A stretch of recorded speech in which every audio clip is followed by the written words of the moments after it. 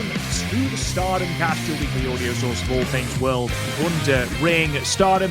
I'm your host, Rob Goodwin. I'm joined as ever by my most handsome of co-commentators, or my co-host, if you will. It's Mr. Matt Turner. Matt Turner on Thanksgiving Eve. How are you, good sir? I'm great. Yeah, you hit it right on the head. And pardon me, my voice is a little hoarse, but I think the more I talk, the more I'll be able to go through it. I have been adopting your tea and honey the past 24 hours, so hopefully that kind of gets the voice rocking and rolling. But no, as we were filming this, as you just said, brother, it is Thanksgiving Eve. My work week, as far as my shoot job, is done until Tuesday. So I have the eggnog, the first eggnog of the season, in the fridge. I have the frosted sugar cookie beer in the fridge as well, ready to go for AEW. Looks absolutely jam-packed tonight with the Continental Classic starting. So in that, and me and the girls will do our annual Christmas song draft, if you remember that from last year, Rob, where for any of our newer listeners, first of all, my wife is insanely competitive, and I love Christmas. And hello to anybody new to the podcast. This is your first time. Welcome and enjoy the ride, because it's a ride, all right, folks. But what we do is we pick the three of us will pick 5 Christmas songs. It's almost like an NFL draft, NBA draft, what have you. So what'll happen is, since my wife came in first place last year, I came in second. My daughter came in second place last year. I came in third place last year. So Amber will pick first, Lily will pick second, I'll pick third, and then we'll do that until we get 5 songs apiece. And when we're in the car, 2 of the 3 of us have to be in the car, listen to Christmas songs. If said song comes on, they get a certain amount of points. Now, about 3 years ago, we put a little wrench in the game where my mother-in-law would pick 3 songs for us. And if that song came on, that's a negative point. So every year my go-to, if it's available, is All I Want for Christmas Is You. That is always my go-to for my number 1 draft pick. However, I'm usually picking from the first or second slot. This is the first year I'm picking from the third slot, as I finished dead last. So I don't know what the girls are going to pick. So I have some backups to my backups. Rudolph and Frosty are always good for a few points. So no, I'm super excited for it. And I think the first year Lily won. I think I won the second year, but I think it's 3 or 4 years in a row that my wife has won. So yeah, so she's super excited for that. But no, it's our annual, it's just a fun thing for us to do to make Christmas even more festive, my man. So we're ready to kick the holiday season off, brother. But how's everything on your neck of the woods? Yeah, not too bad. We're excited for Christmas. Obviously, we're just having renovations done in the living room, so we're looking forward to having our Christmas decorations up for the first time with this brand new living room. It's going to be extremely cozy, especially with our little tradition of having a Chinese takeaway and watching the first Harry Potter film. Seems to be the first thing we do now when December hits, so looking forward to that. But apart from that, just trying to keep warm, because it is a frosty time, not hot frosty. Please do. Right, let's hot frosty.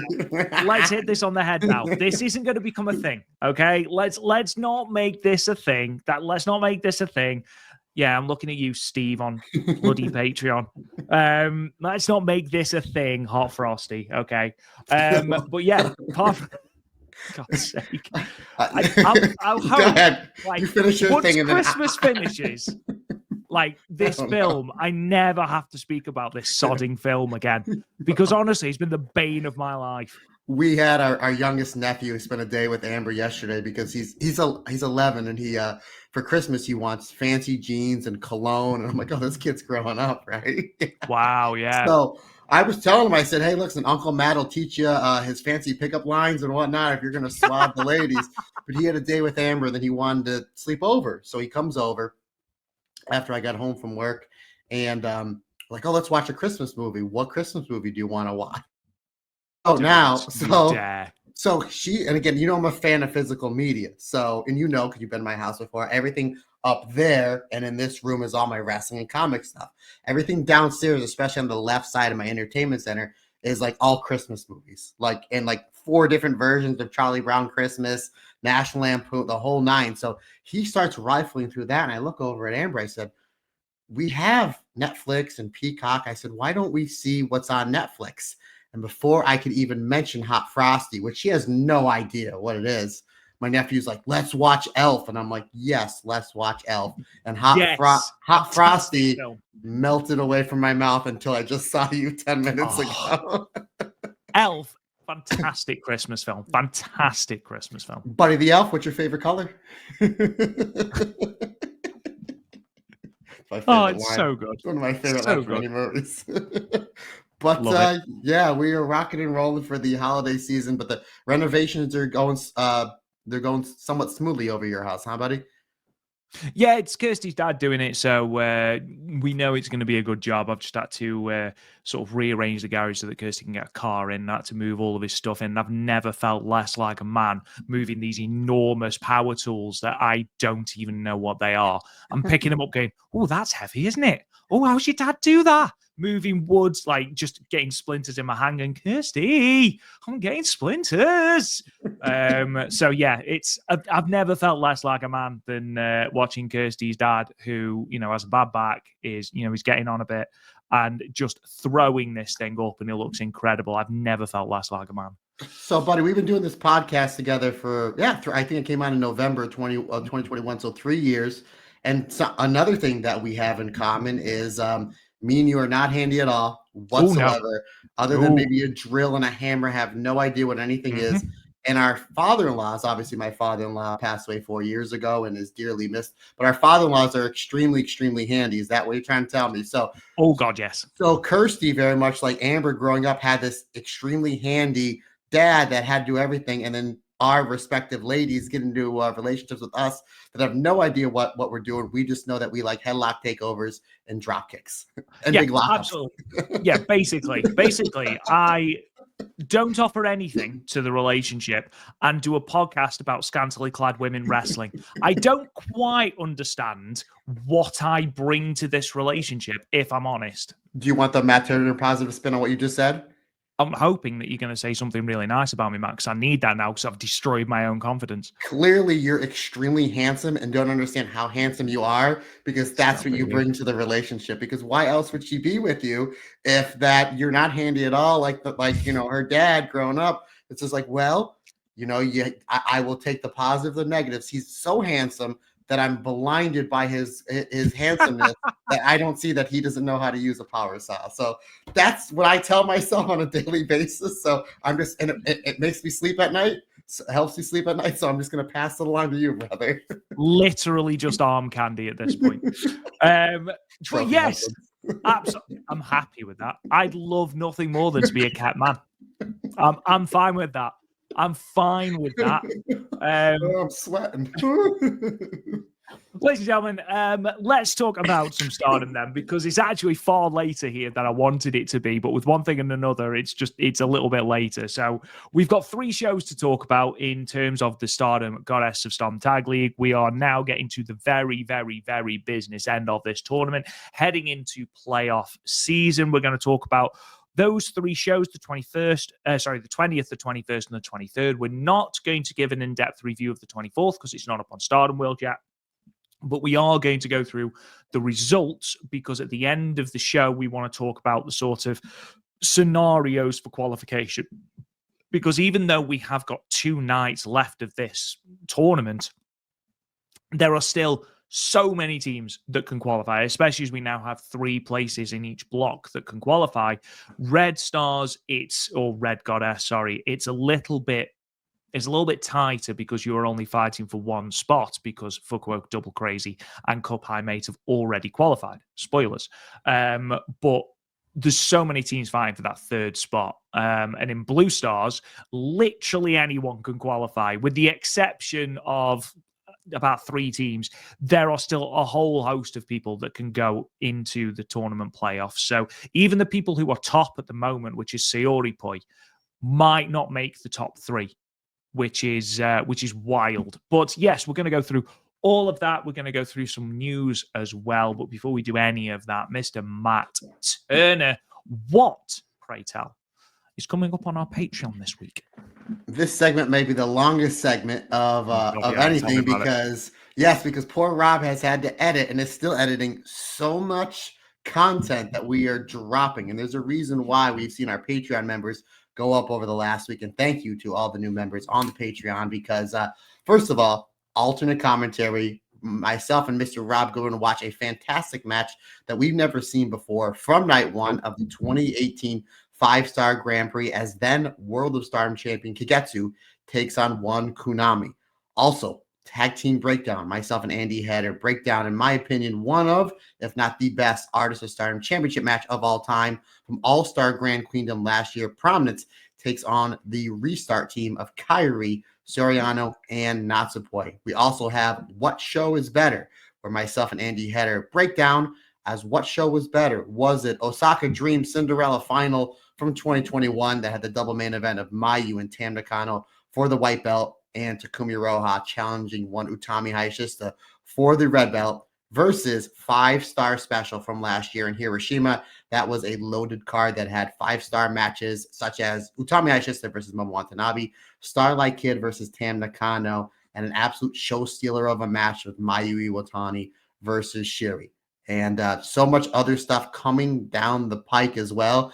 And that'll take us into the month of December, where our theme this year for Christmas is a Merry Shuri Christmas. And folks, let me just give you a little bit of a preview of what myself, Mr. Rob Goodwin, and with one Andy Header, what we're going to be providing for a Merry Shuri Christmas. Oh, I just forgot. Also, roundtable discussion, Karen Peterson, top 5 favorite Kairi matches. That'll be in your Patreon feed this weekend as well. So I remember I know I recorded a great episode this past week. That was it. Okay, back to Shuri. So for alternate commentaries, which they're going to be my picks for alternate commentary for Merry Shuri Christmas, the one that is going to be dropping in your feed by this time next week as we go to the Match of the Year candidate that took place earlier this year as Mayu Iwatani defends the IWGP Women's Championship against Shuri from Stardom Gate back on January 4th. My second pick for alternate commentary is a match from 2022. It is Shuri versus Julia. No, not that Shuri versus Julia match. Not the one from Dream Queendom 2, which was great. Not only one of the best Stardom matches of all time, one of the best wrestling matches of all time, but a match that often gets overlooked. And that is Shuri defending the World of Stardom Championship against Julia from night one of World Climax. It's a great match. I think I even rated it 4 3/4 stars. And I haven't seen that match in well over a year. So I'm really looking forward to going back and calling that one with you, my friend. So I figured that'd be a really great one to kind of revisit. Rob, I already think I know the answer. Do you have your two Shuri matches for the month? I am going to surprise you now, Matt Turner, because no. That was good. I like how you just... Yeah, obviously, completely no. No, I haven't. I was... Go ahead. I was briefly thinking. So there were two that I got in mind.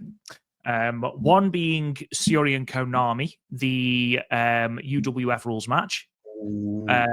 Because obviously we are in the midst of the Konami turn on God's Eye.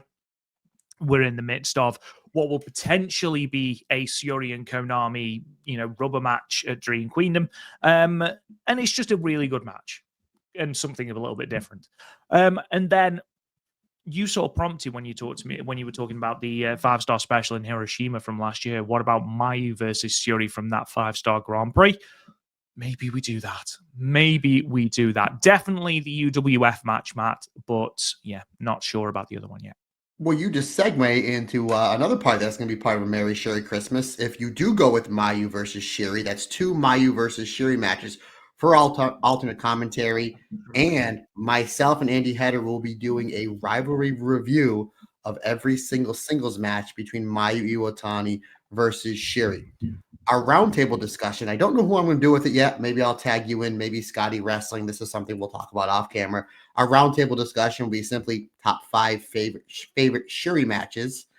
Our what if will be what if Shuri did defeat Mayu Iwatani to win the IWGP Joshi Championship back earlier this year, and how we would book her throughout, the rest of that year. And again, maybe that's one I'll tag you in, maybe Andy, maybe Karen. It's something I'll figure out after the Thanksgiving holiday. And then Rob Goodwin, because we're not going to do what show is better. We're going to be taking a month or two break from that just to do something a little bit different. So we're going to be doing it. I don't know if we're going to put this on we may put this on the free feed just as a Christmas present and a thank you for this monster month and this monster year we've really been having on the Stardom cast. I mean, we talk all the time. We're just blown away by the numbers that we see and the fact that we were like number 2 in Germany for wrestling podcasts for like 2 weeks, which is just insane. But what we're doing is myself and Andy Header, I wanted to do a show review, just a one show review with Andy Header. Now, this is a show that happened 2 years ago. And I know what you're going to say, Rob, and I know what our listeners are going to say. They're going to say, Matt and Rob, you reviewed that show before. Show we're going to be reviewing. The show we're going to be reviewing, this is what's going to be with Andy Header. And I already talked to Andy. Andy never seen the show before. The show we're going to be reviewing from 2022 is, in my opinion, the second best Stardom show that's ever happened. We're going to be reviewing the finals of the 2022 5-Star Grand Prix. Now, one of the many reasons why I want to review that with Andy Header is, one, I need an excuse to go back and watch that show. 2, Andy has never seen that show, and he's watched a little bit of Stardom here and there over the last 5 or 6 months. He's a diehard Stardom fan, and that is an absolute must show for any Stardom fan. 3, agreed. As you know, Rob, we have new listeners to the show all the time and new watchers to Stardom all the time. So we may have somebody that has never seen that show before or that tournament. So that is a really good reason. And number 4, the most important reason, Rob, I consider me and you, I know, I'd be blowing smoke. I consider me and you experts on all things Stardom.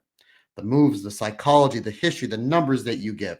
However, Rob, not me, not you, not Meltzer, not Alvarez, can give the in-depth detail that Andy Header can give when it comes to a Stardom wrestler's hairdo and a Stardom wrestler's costume. So I want to know, you want to know, the world needs to know. Of course. 5-Star Grand Prix Finals 2022. What is Andy Header's favorite costume and hairstyle going to be? I'm not fit for that job. No offense to you, buddy. You're not fit to that job. There's only one person fit for that job, and he's the third man of our Stardom cast army. So that's one of the other reasons why. There's also going to be a bonus roundtable discussion / let me see if I have this right, and Q&A, basically our Stardom cast Christmas party, where me and you are going to be basically doing some predictions of what we think is going to happen in 2025 in the world of Stardom. We're also going to be doing a Q&A because we haven't done one since we did a live Q&A at the Stardom Cast WrestleMania weekend in Philly. So, and that's going to double up as our Stardom Cast Christmas party. So maybe by the end of said episode, me and you be hammered drunk and we'll come off with the most craziest scenarios. So fingers crossed, yeah. Yeah, that's probably what's going to happen. So folks, as you see, we have a lot of stuff that has already come out, a lot of stuff that has continued to come out, a lot of stuff. I think we have a podcast scheduled every day this week going out, rolling into the month of December. Merry Sherry Christmas. We have a lot of stuff ready to go. You throw in the stuff at Marigold. You throw in the stuff that we got the Dreamstar Grand Prix coming in. All the stuff going on with the Stardom wrestlers and Sendai girls. I have no idea what's going on with Mina Shirakawa spearing Mariah May through a table. We'll get in that in a minute. So we have a lot of great stuff coming on in the Stardom cast. So stay tuned. Stay tuned, my friends, because it's going to be a fun ride, brother. I'll tell you what, when you said that was going to be a long segment, you weren't joking, were you? No. But I got to let the people know what's coming. I got to let the people know what's coming out. And what's coming out is great stuff for me and you, brother. Absolutely. And all credit to you, my friend, because you are the person that keeps that Patreon going. You really are a machine at times, especially when it comes to stuff like this. Just a big shout out to you and Taylor, to Iowa, I believe the name is. I'm really sorry if it's not, but to our new patrons over on patreon.com/the Stardom Cast. Thank you for your support. And thank you to everyone who supports us over on Patreon. Let's kick into some news then. Lots and lots of things to discuss. First thing I want to talk about is that Stardom have dropped their broadcast schedule for the rest of 2024, starting with the next Stardom Goddess of Stardom Tag League show, which is November 30th, which is the Toshigi show, which acts as the homecoming for Rina and Hina. So that show on the 30th is going to be live. The show on the 1st of December, which is the last night of block action, that's going to be live. December 7th, which is the semi-finals and the playoffs, that is going to be live. And then the finals of the Tag League on December 8th in Act City Hamamatsu, that is going to be a half-priced pay-per-view. So again, the last 4 nights of the Tag League, save for the 24th, which isn't up on Stardom World yet, will all be live in some way. We've then got shows on the 14th and the 15th in Takasaki and Saku. Those are going to be video on demand. And then the rest of the year is all live. So Stardom in Osaka on December 20th, live. Stardom in Nagoya, December on the 21st, live. Stardom in Hashiogi, the show on the 22nd of December. Okay, that's also live. Stardom year-end Christmas night. Gone is year-end climax. It's now called year-end Xmas night 2024 on Christmas Eve. It's live. Yeah. Damn right. It's live on Stardom World. Also live on YouTube. And then New Blood 17, December 26th, Boxing Day. That is going to stream on YouTube. And then, of course, December 29th, Matt Turner, Dream Queendom 4. That is going to be a pay-per-view. And the tickets are selling very, very well for that show, considering we have, let's be fair, let's call it 1.5 unconfirmed matches for that show. And the tickets are selling very, very well. I feel like Stardom think that this is going to be a good number. And with the buzz that Stardom have from probably just prior to the 5-star all the way through to now, it would not surprise me if we see a number that is close to their highest in Dream Queendom and their highest in Sumo Hall.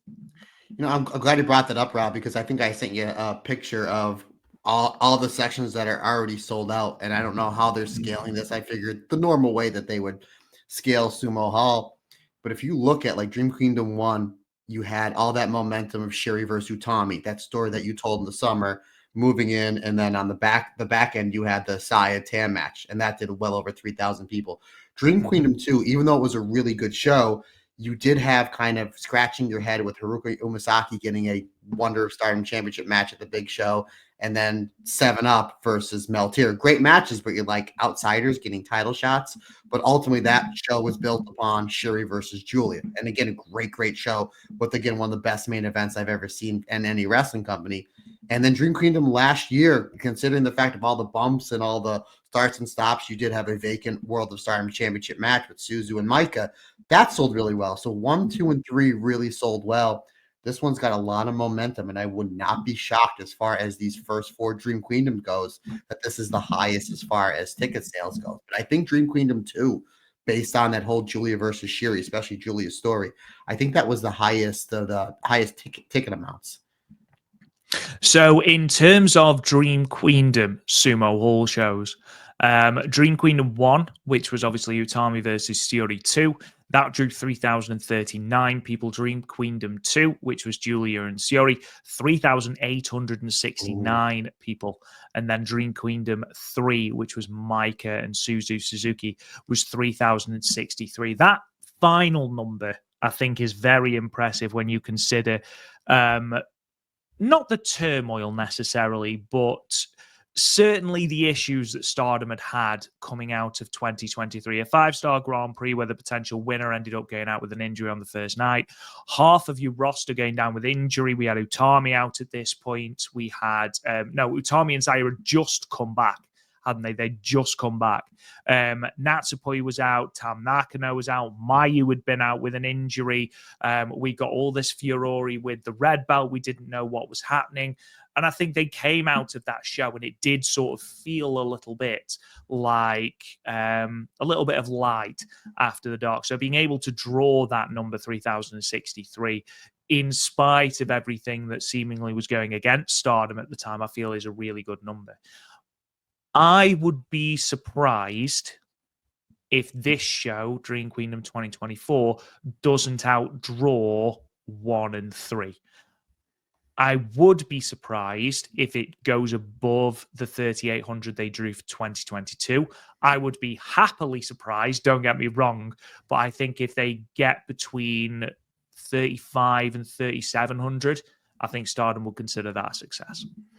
Yeah, and again, you still have over a month left of ticket sales, and considering the fact that we don't know what the actual number is. We just see that when you go to buy tickets, more than half the sections are sold out. And I don't know if they're opening up more sections or if there's something on sale to the public in the United States, because I know there's a lot of our listeners that are going over for Wrestle Kingdom weekend, and obviously that's the big show, Dream Queendom.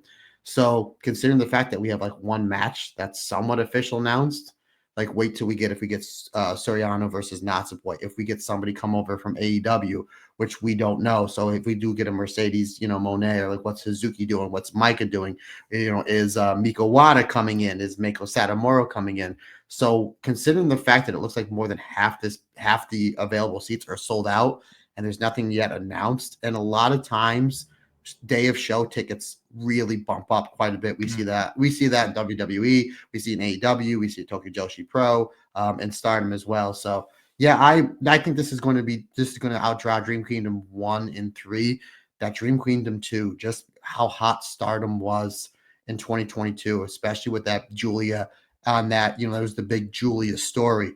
At the same time, they got a lot of things going on. I would not be shocked if this does over 4,000, considering the fact of how much we have seen already pre-sold 5-6 weeks out. So yeah, it's exciting. They're doing really, really well. And hey, good on them, because anytime, when wrestling does good, it's good for everybody. It's really good. It's just healthy for the industry, together. Because you know how I feel about tribalism in pro wrestling. It's stupid, folks. Like what you like. Yeah, like what you like. But yeah, good on them. Good on them. The fact that it looks like that they're going to do well over 3,000, maybe into the 4,000s for this show. Yeah, so they've run the venue 6 times, and discounting the highly disputed 5,500 they apparently drew for Yuzuki Aikawa's retirement show back in 2013, which, again, take that with a pinch of salt. They only have failed to draw 3,000 people once. So I think 3,100 would be the minimum that they'd expect.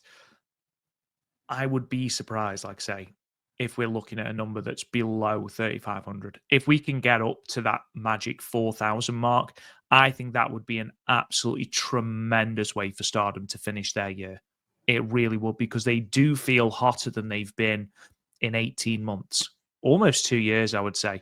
Probably since the end of 2022, I would say this is the hottest Stardom has felt. There's a lot of buzz about the promotion, even Tag League, which, again, I know I'm tarring this with a brush, and I apologize for that, but Tag League has historically not been the most exciting time, and that's not just in terms of Stardom. New Japan is completely the same, but even this Tag League has been exciting, and we're going to get into all of the scenarios for qualification for those playoffs. And just the fact that we've still got so much and so many different facets and so many teams able to qualify, so many little stories going in, it's still very, very exciting, irrelevant of what you think about tag team wrestling and, tag team tournaments as a rule. This has to be one of the most exciting tag team tournaments I've seen from Stardom. In fact, I'm gonna say the most. I think it's the best tag team tournament we've seen in Stardom by a distance, and I don't think that's a hot take by any stretch of the imagination, Matt. No, not at all. I mean, we kind of knew going in this was going to be a great tag league. And we said this before, and I say it again. The surprising thing of it is all these great tag teams. Like, well, they'll be okay. But like with Yuna and Aya, just absolutely crushing it. With a Moonlight Fantasy, Waka and Rian just absolutely crushing it. With Azusa and Rina, we know they'd have a good tag league, but they're having an amazing tag league, and we'll get into it in that main event on the final night from the shows that are posted on Stardom World. So it's like we knew FWC was going to be great. We knew that Momo and Mayu, there's going to do some great stuff. We knew that O2 Line was going to have some great matches. We knew Saori Poi was going to crush it. But every team in this tournament is going above and beyond and over succeeding. And it's making for a great tag league. And the numbers that they're drawing for tag league is really, really good as well. So again, yeah, this promotion is white hot. And I kind of just want to backpedal to something you said about a minute and a half ago, partner. If they do 35, 36, 3,700 for Dream Queendom, and I say this all the time, they're doing this in a year.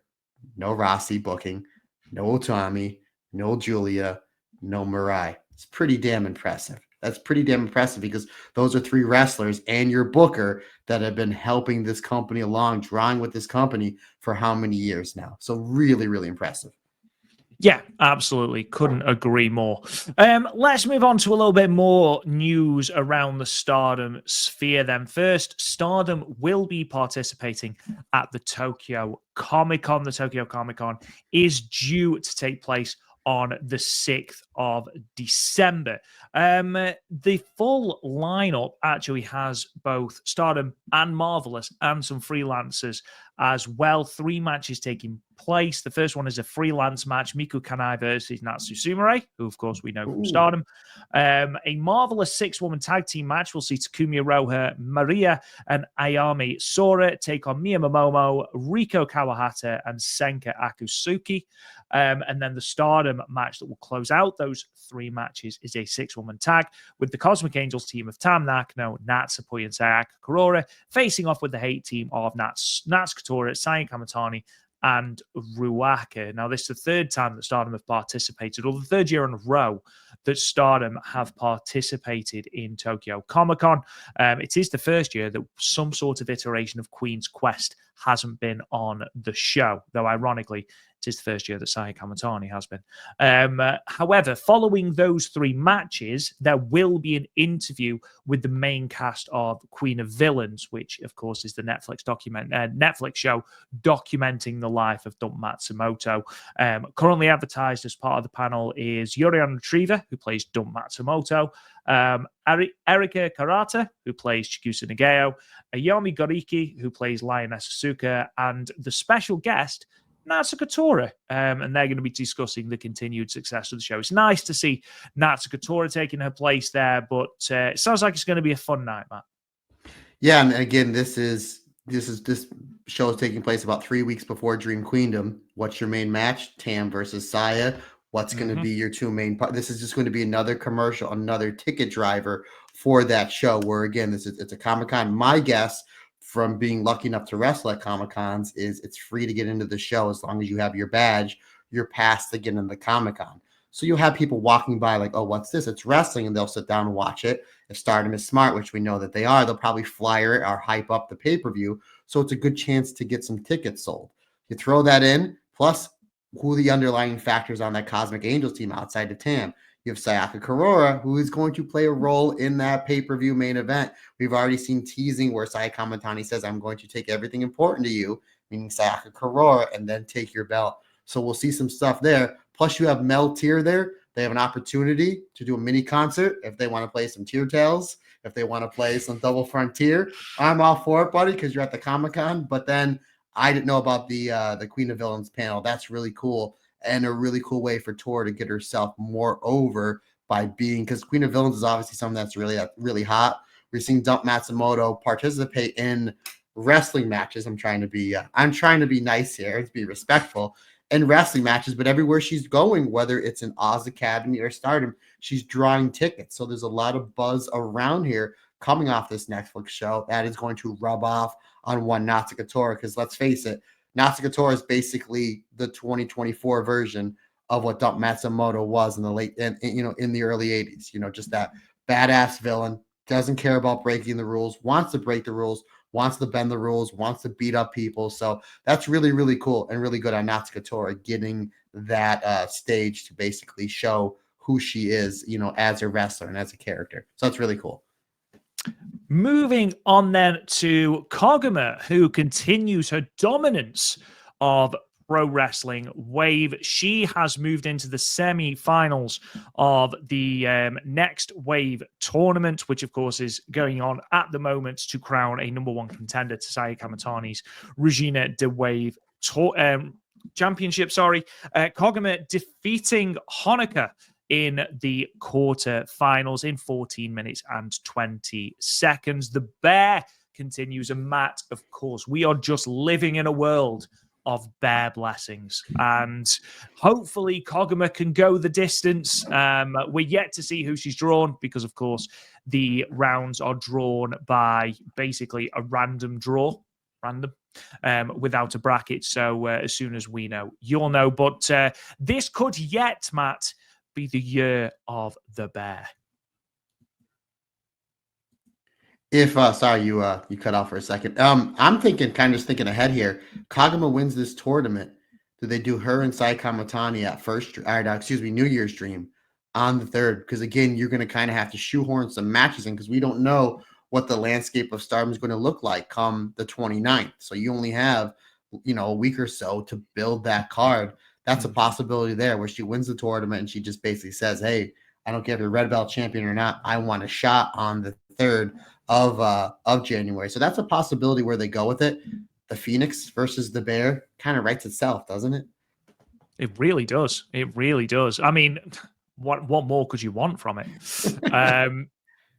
Speaking of other people outside of Stardom, Syuri has been very, very, very busy. We're going to talk about her match with Mikari Wata in Sendai Girls very shortly. She was also in a match on the 27th, today, inside Korakuen Hall, where she defeated Arisa Shinose in Asuka Pro's 10th anniversary show. So just something to note. However, that Sendai Girls show in Sendai Pit, 22nd of November. Also on that card, Ron Yugami was unsuccessful against Yurika Oka in 7 minutes and 5 seconds. But in that semi-main event, singles match, non-title, because of course Mikari Wata dropped the title to Dash Chisako. Syuri defeated Mikari Wata in 13 minutes and 49 seconds. And Matt, I want to see this run back as soon as possible. With more time, don't get me wrong, the match was great. I graded it 4.5 stars. It's everything that I thought this match was going to be, and I got it. It's like I ordered a steak, and the steak came, and the steak was delicious. I knew what I was getting. I got it. It was great. And the fact I had this at 4.5 stars, and I was like, they got a better match in them. And they do. I think if they get this one goes 15, 16 minutes in front of like a super hot crowd, I mean, this was great because the match starts off. You have two lethal strikers, very much like an MMA fight or Muay Thai kickboxing fight. They start off with the low kicks and the mid kicks, just trying to get their range. So I'm like, oh, it's a tactical match. Then it goes to the grappling, and then they finally start hitting the kicks. Like really great stuff, just really great stuff back and forth. And I didn't know who won this match. With Sendai Girls is absolutely crushing it. Again, they're putting on some great cards, Really and a lot of it has to do with some of these Stardom wrestlers, where it's like, I guess I have to watch this for the podcast. What we do for you folks, I tell you what, the sacrifices me and Mr. Hot Frosty Rob Goodwin, we do for you folks, let me tell you.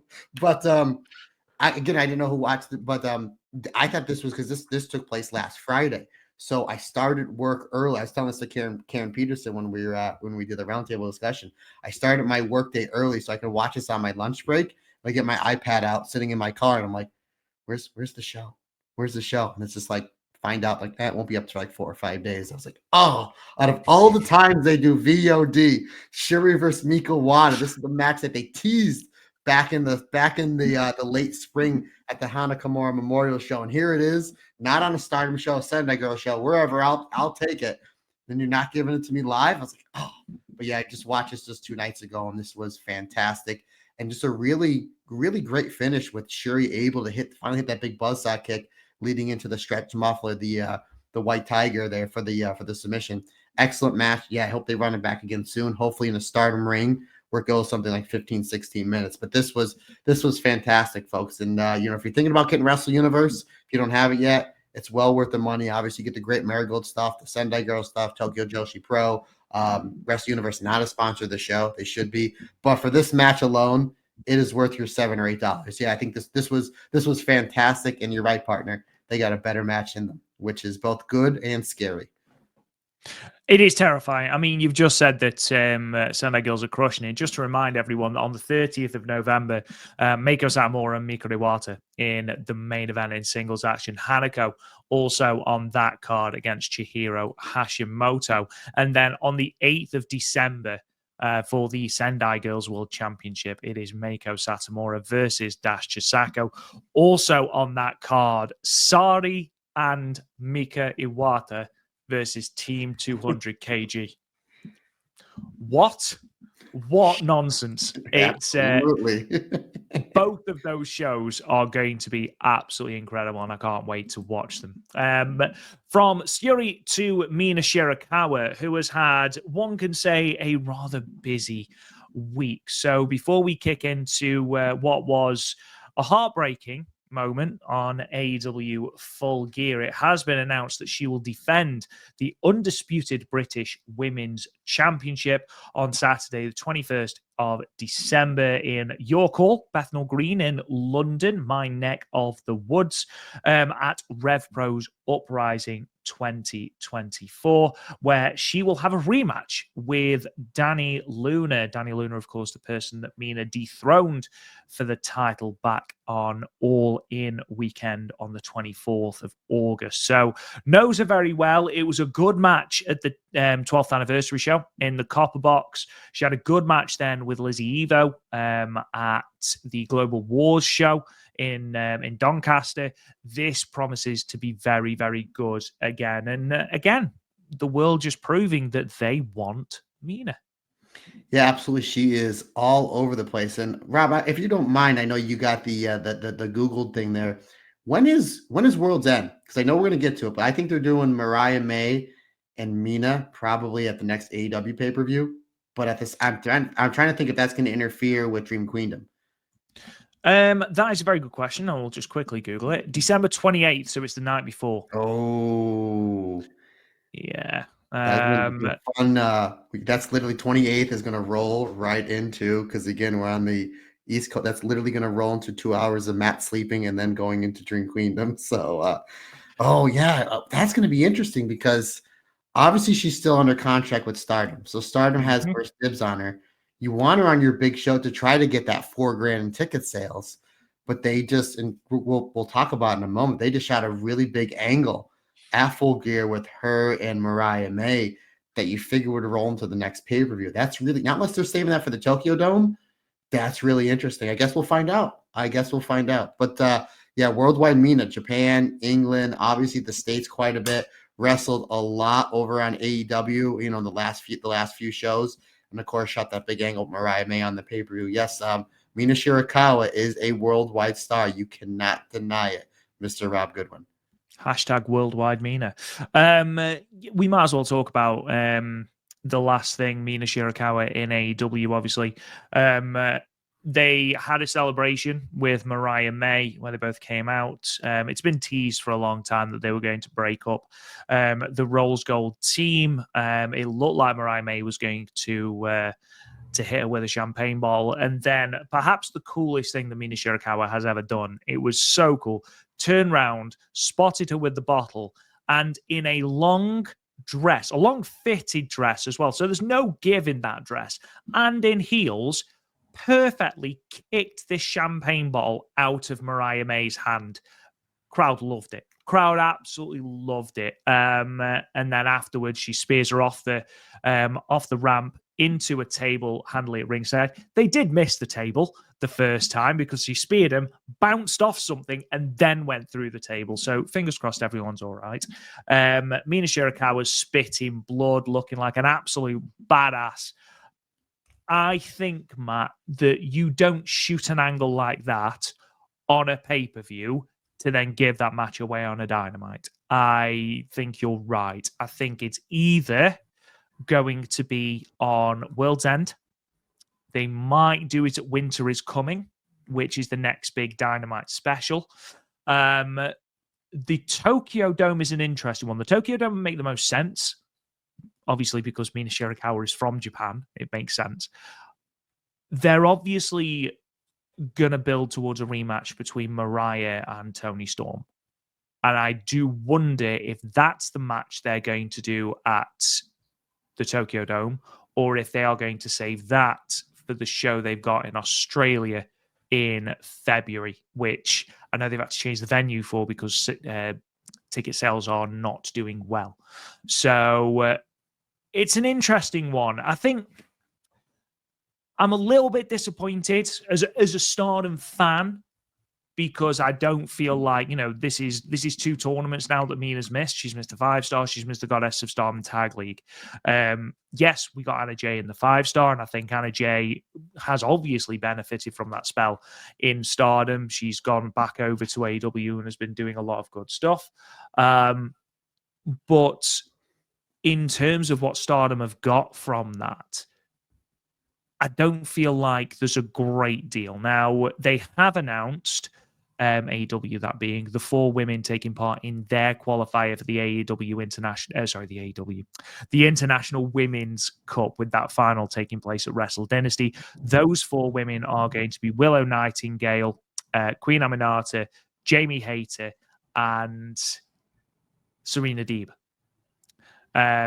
They've got, so it did say that they were going to be 4 four-ways, but of course it's not. In AEW, they've done it into a 4-woman tournament. So, but there we are. So those 4 women are going to be taking place in that tournament. That's going to be really interesting because I know that everyone wants Jamie Hayter to win that. I think it would be great for either Willow Nightingale or Jay. I think it should be Jamie Hayter personally because she's got the history with Stardom. She said that she wants to wrestle in Japan. She was really over in Japan, despite the fact that she was a big, big heel. And I think you can run her versus Willow Nightingale as a really good sort of pay-per-view match at World's End, if that's where they're going to run the final of that tournament. I've got a horrible feeling that Julia Hart is probably going to cost Jamie Hayter, but that's by the by. I don't know. I'd be disappointed if Mina's not on the Dream Queendom card. However, I would be equally disappointed if all she's in is a throwaway tag match. The one thing with Mina that's really interesting is she's brought more. Obviously, there's from the Stardom fan base, as you just said, partner. There's a lot of negatives because it's Mina got really, really hot at the end of 2022, 2023. She wins the white belt. She had a great match with Natsupoi for the white belt, loses the belt to Tam, which again, the booking decision, but it was a great match. And then it was kind of like over to AEW she goes and kind of back and forth. And she's not in the big tournaments. And we would have loved to see her in those 2 tournaments, especially in the 5-star Grand Prix. I mean, the 5-star Grand Prix this year was fantastic. Imagine how much better it would have been with Mina. But at the same time, a lot of the AEW fan base, and I get this every day, they're falling in love with Mina. She's from Stardom. Who knows Stardom? We get hit up for it. I get hit up for it, right? Especially my friends that watch AEW and my friends that work in AEW, behind the scenes who knew very little about Mina are asking me all the time. And now they're watching a lot more Stardom because Mina is in AEW. As far as what has AEW or Stardom gotten back in return, at first, it didn't look like they were getting much, but looked like what we've been getting recently. We got some Tony Storm matches. We got Momo versus Mercedes Moné. And now, granted, I know that took place in America, but that match does not happen without AEW's blessing. And we're getting in 2 weeks' time Hazuki, the wrestling machine, people's champion, against Mercedes Moné. So I think we've gotten a decent amount back from AEW. And again, we're getting exposure. We're getting exposure on Mina Shirakawa to then go over to Stardom. Again, do we wish they would have maybe pump up a pay-per-view? Yes. Do we wish they get the names of the move right? Yes. By the way, thank you, Nigel McGuinness, for calling the glamorous Mina driver right. She's only done it about a dozen times on AEW TV. And leave it to the Nigel McGuinness, your countryman. What a guy. What a guy. What a guy to get the name of the move right. So, and again, we don't know what Stardom is going to be getting on this Dream Queendom card. Again, we are just a week away before Wrestle Dynasty, where we know there's going to be a lot of talent on that show. So I would not be shocked if there's 1 or 2 wrestlers on that show. Again, I think there's a really good possibility it's going to be Mercedes Moné, who we know she can draw tickets in Japan. Look what she did with Mayu. Look at what she did on the Genesis show from last year against Azumi and Hazuki in that 3-way. We know she can draw tickets. We know she wants to go back to Japan. We know there's a long list of wrestlers in Stardom that she wants to wrestle. Again, Momo Hazuki, she's getting that in the States. I would not be shocked to see her on this show. So I think the AEW partnership, it has been working out because we mentioned it before. Stardom is as hot as ever.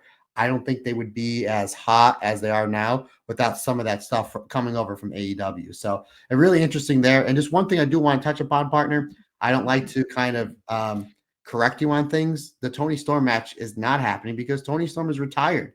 And once a wrestler says that they're retired, that's it. But no, I think that after the Mariah May versus Mina match, I'm hoping it's for the Tokyo Dome because that's a big match.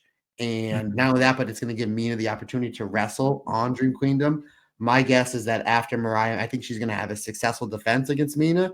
She's maybe down, and that's where we see the return of Tony Storm. and that's when you build to the Grand Slam match the next month in Tony's home country of Australia there. So I think that's the way they're going to go about it. Am I going to be right, wrong? Who knows? But I'm all here for it. A lot of great stuff, a lot of wheels in motion that makes for really good conversation. We may as well podcast about it. Oh, we just did. Look at that. Look at us. Yeah, it's an interesting one, isn't it, with Mina? Because ultimately you look at her and think, well, why is she not in Stardom? Stardom's a home promotion. But ultimately, what would Mina be doing in Stardom? True. At the moment, would she just be in throwaway tag team matches? Yes, she's a draw. Yes, she is. She's a very good wrestler. I know that there are people saying she's not as good as you're making out. In my eyes, yes, she is. She's a very good wrestler, and she's hellishly improved from, even 2 years ago in the ring, whether it's just in confidence or whether it's her style of wrestling where, we have seen that dynamic shift in the way that she wrestles. But yeah, here she's in a big angle on American TV. And, in Stardom, where does she fit in? Natsupoi, Hazuki, and Starlight Kid have got that white belt picture locked down. You've got Tam, you had Suzu, who was always going to be the challenger. You had Maika, who was always going to be the challenger after winning the 5-star Grand Prix. You've got Sayaka Mitani, who it seemed, from even before the Dreamstar Grand Prix, the 5-star Grand Prix, I think we all sort of guessed that Saya was getting the title shot at some point. So they're your 2 singles titles down. She's already challenged for the IWGP Women's title. So unless you put her together with someone to go for the artist belts, which she's already won, or you go for the goddess belts again, there's nothing for her to do. Let her go. Let her spread her wings in AEW and then come back when you've got something for her. Am I disappointed that Mina had that one match with Tam, lost the white belt, and hasn't had a sniff of the belt since? Yes, because I think that story had his legs cut out from underneath it. And we talked about that at the time, and I think we both felt the same, that it was a weird booking decision. The fact that she hasn't been around that scene since, I'm a little disappointed with. But again, it's that old adage, you can't push everyone at the same time. If you push Mina, then you can't push a Hanan, you can't push a Hazuki, you can't push a Starlight Kid up to that point. You can't push a Cioriano up to that point. So, and that's a point as well. So again, it's sort of, giving with one hand and taking with the other. You can't have it both ways, unfortunately. Yeah, and real quick, buddy, before we go to the next thing, I kind of just want to, pop something in my brain, is what one of Stardom's big business things that they wanted to do, one of their big goals for this year and next year, is get more American eyes on the product. Mm-hmm. And you have a working relationship with AEW. Why not send Mina Shirakawa over to get the AEW fan? And we've seen it's working. Like, I see it almost on a daily basis where, again, I have the AEW fans and some of my friends that I just mentioned that watch AEW, like, what's this Mina Shirakawa? She's fantastic. And then they're watching matches where she's teaming with Mariah May. Oh, I know her. Oh, who's this Soriano? Who's this Natsupoi? And then they're falling into the Stardom trap that me and you are never getting out of, and we never want to. But down the rabbit hole we go. So it makes a good business decision. Again, it's not Mayu, it's not Tam, it's not Micah, it's not your big stars and your stars that you're building. You're taking somebody that's established that they can afford, have them go. They're great, charismatic for the camera. They're great for American TV. They're great wrestlers that can work with anybody and help them get eyes over to the product over on Stardom. And in return, get themselves over and make a bigger name and bigger value for themselves, like Mina. And then another thing, too, is if Mina Shirakawa is over there quite a bit, and then she comes back, it's a bigger deal. It's the old saying, how can I miss you if you don't go away? Absolutely. And with that, let's talk about these 3 goddesses of Stardom Tag League shows. So again, we have the shows from the 20th, the 21st, and the 23rd. We're going to run through the results from the 24th very, very quickly, because that will play into the scenarios for qualification, because this will be the last podcast before the final. Before the court playoffs, before the semifinals, before the playoffs and the semifinals. That's what I meant. So we'll talk about that there. If you haven't seen the show, you don't want the results spoiled, just pause the podcast and come back to it. So this first show that we're going to be talking about was from Wednesday, the 20th of November, 2024. Goddess of Stardom Tag League, night number 10. And we are coming at you live from the Omori Prefecture Budokan, attendance of 421 people. It's the first time that Stardom have run the venue, but at the time, 421 people made it the third highest non-Korakuen Hall attendance of the tournament so far. So a decent enough number for Stardom. Just running through your quick results then. Open with a three-way match. Ai Sakura defeated Motoi Hamabe and Lady C, pinning Motoi Hamabe with the high kick in 6 minutes and 46 seconds. Non-tournament tag team action, Peach Rock, Mayu Iwatani and Momokogo defeated the H.A.T.E team of Azusa Inaba and Konami. Mayu Iwatani pinning Inaba with the Dodon Pa in 10 minutes and 38 seconds. Six-woman tag match next, the H.A.T.E team of Natsuko Tora, Sai Kamatani and Ruaka defeated the Cosmic Angels team of Tam Nakano, Sayaka Kurura and Yuna Mizumori. Sai Kamatani pinning Sayaka Kurura with the Star Crusher in 12 minutes and 13 seconds. We then move into some tag league action. Blue Stars first. Wingori, Hanan, and Sayurita move to 5 points, defeating Star Fox, Meisera, and Kohaku in a match that's very, very important now. Hanan pinning Meisera with the 17 in 9 minutes and 51 seconds. They both remain on 5 points. Blue Goddess action. Hate Supreme, Momo Watanabe, and Tekla defeated Reckless Fantasy to move to 8 points. Momo Watanabe pinning Rian. Reckless Fantasy staying on 4 points. Momo pinning Rian with the B driver in 12 minutes and 21 seconds. Red Goddess match. Cup High Mate, Maika and Hanako moved to 10 points, defeating Inaba and Yugami. Tomoka Inaba and Rana Yagami. Maika pinning Rana Yagami with the Michinoku driver 2 in 11 minutes and 57 seconds. That result did eliminate Tomoka Inaba and Rana Yagami from the tournament. They are the first members of Red Goddess to be eliminated. In your semi-main event, Blue Goddess match, Sayoripoi, Natsupoi, and Saoriano moved to 10 points when they went to a time limit draw with Mad Tiger Girl, Starlight Kid, and Suzu Suzuki, who moved to 6 points, 20 minutes there. And then in your main event, FWC, Hazuki and Koguma moved to 10 points, defeating O2 Azumi, and Miyu Amasaki. Koguma pinning Miyu Amasaki with the diving body press in 15 minutes and 23 seconds. So a couple of things just to note before we delve into these matches. This show is the 8th anniversary of Ruaka's debut, which is wild when you consider that she's less than 20 and she's already 8 years into her career. But she made her debut back in November of 2016 in a tag match against Azumi and Natsuko Tora. So that's nice that it's come around first, full circle, and she's teaming with Natsuko Tora now. But before we get into the actual tag league action, Matt, those first 3 matches, the 3-way, the Peach Rock tag match, and the 6-woman tag, what were your thoughts on them? What were the things to pick out from that? Obviously, we had the exchanges between Saya and Tam. That continued.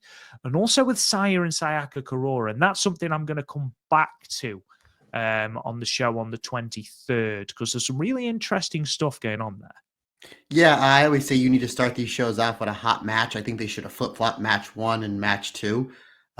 You have a legit rookie. I mean, Mateo's only had literally a few matches, and she's in a 3-way match, which are difficult to do in your opening match. But, they worked hard. It was what it was. They gave it the gentleman's 3 stars. But I really think they should have put match number 1 on first, because Peach Rock versus Zeus and Konami was terrific.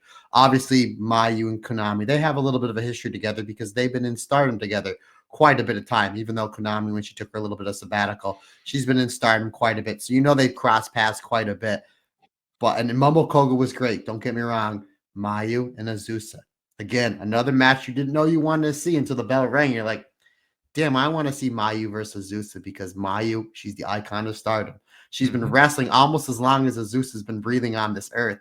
And Mayu gave Azusa a lot in this match. Ultimately, you knew where this was going to in the end, where you knew Mayu was going to drop poor Azusa on her head. And boy, howdy did she ever with that Dodon Pie. But I thought this was a terrific, terrific tag match to really start picking up this show, because it really kept picking up from there.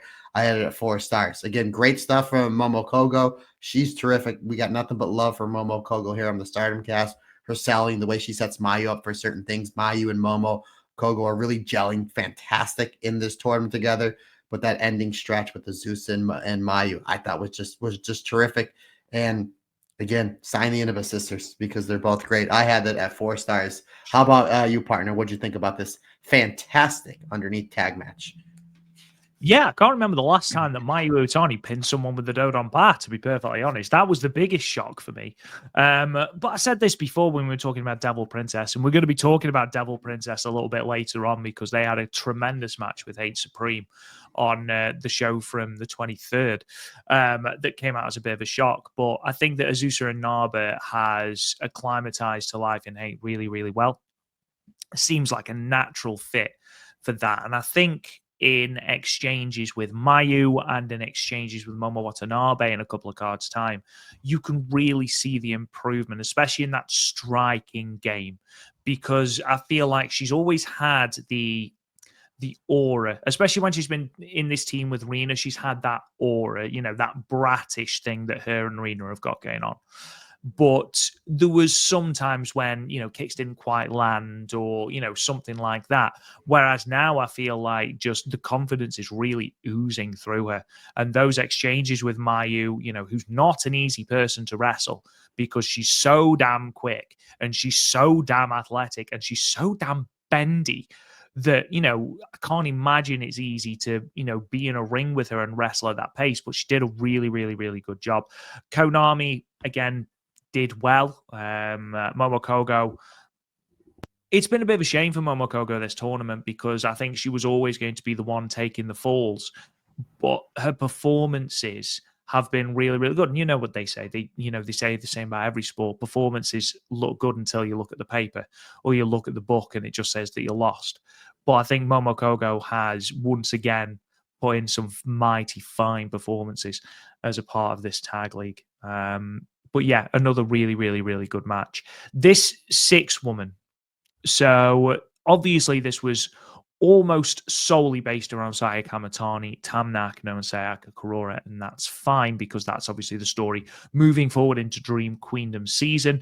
Sayaka Hamatani gets the win over Sayaka Kurura. Sayaka Kurura, of course, the person trying to withdraw the darkness from Saya, and obviously is Tam Nakano's new favorite, which she seems to go through them, doesn't she?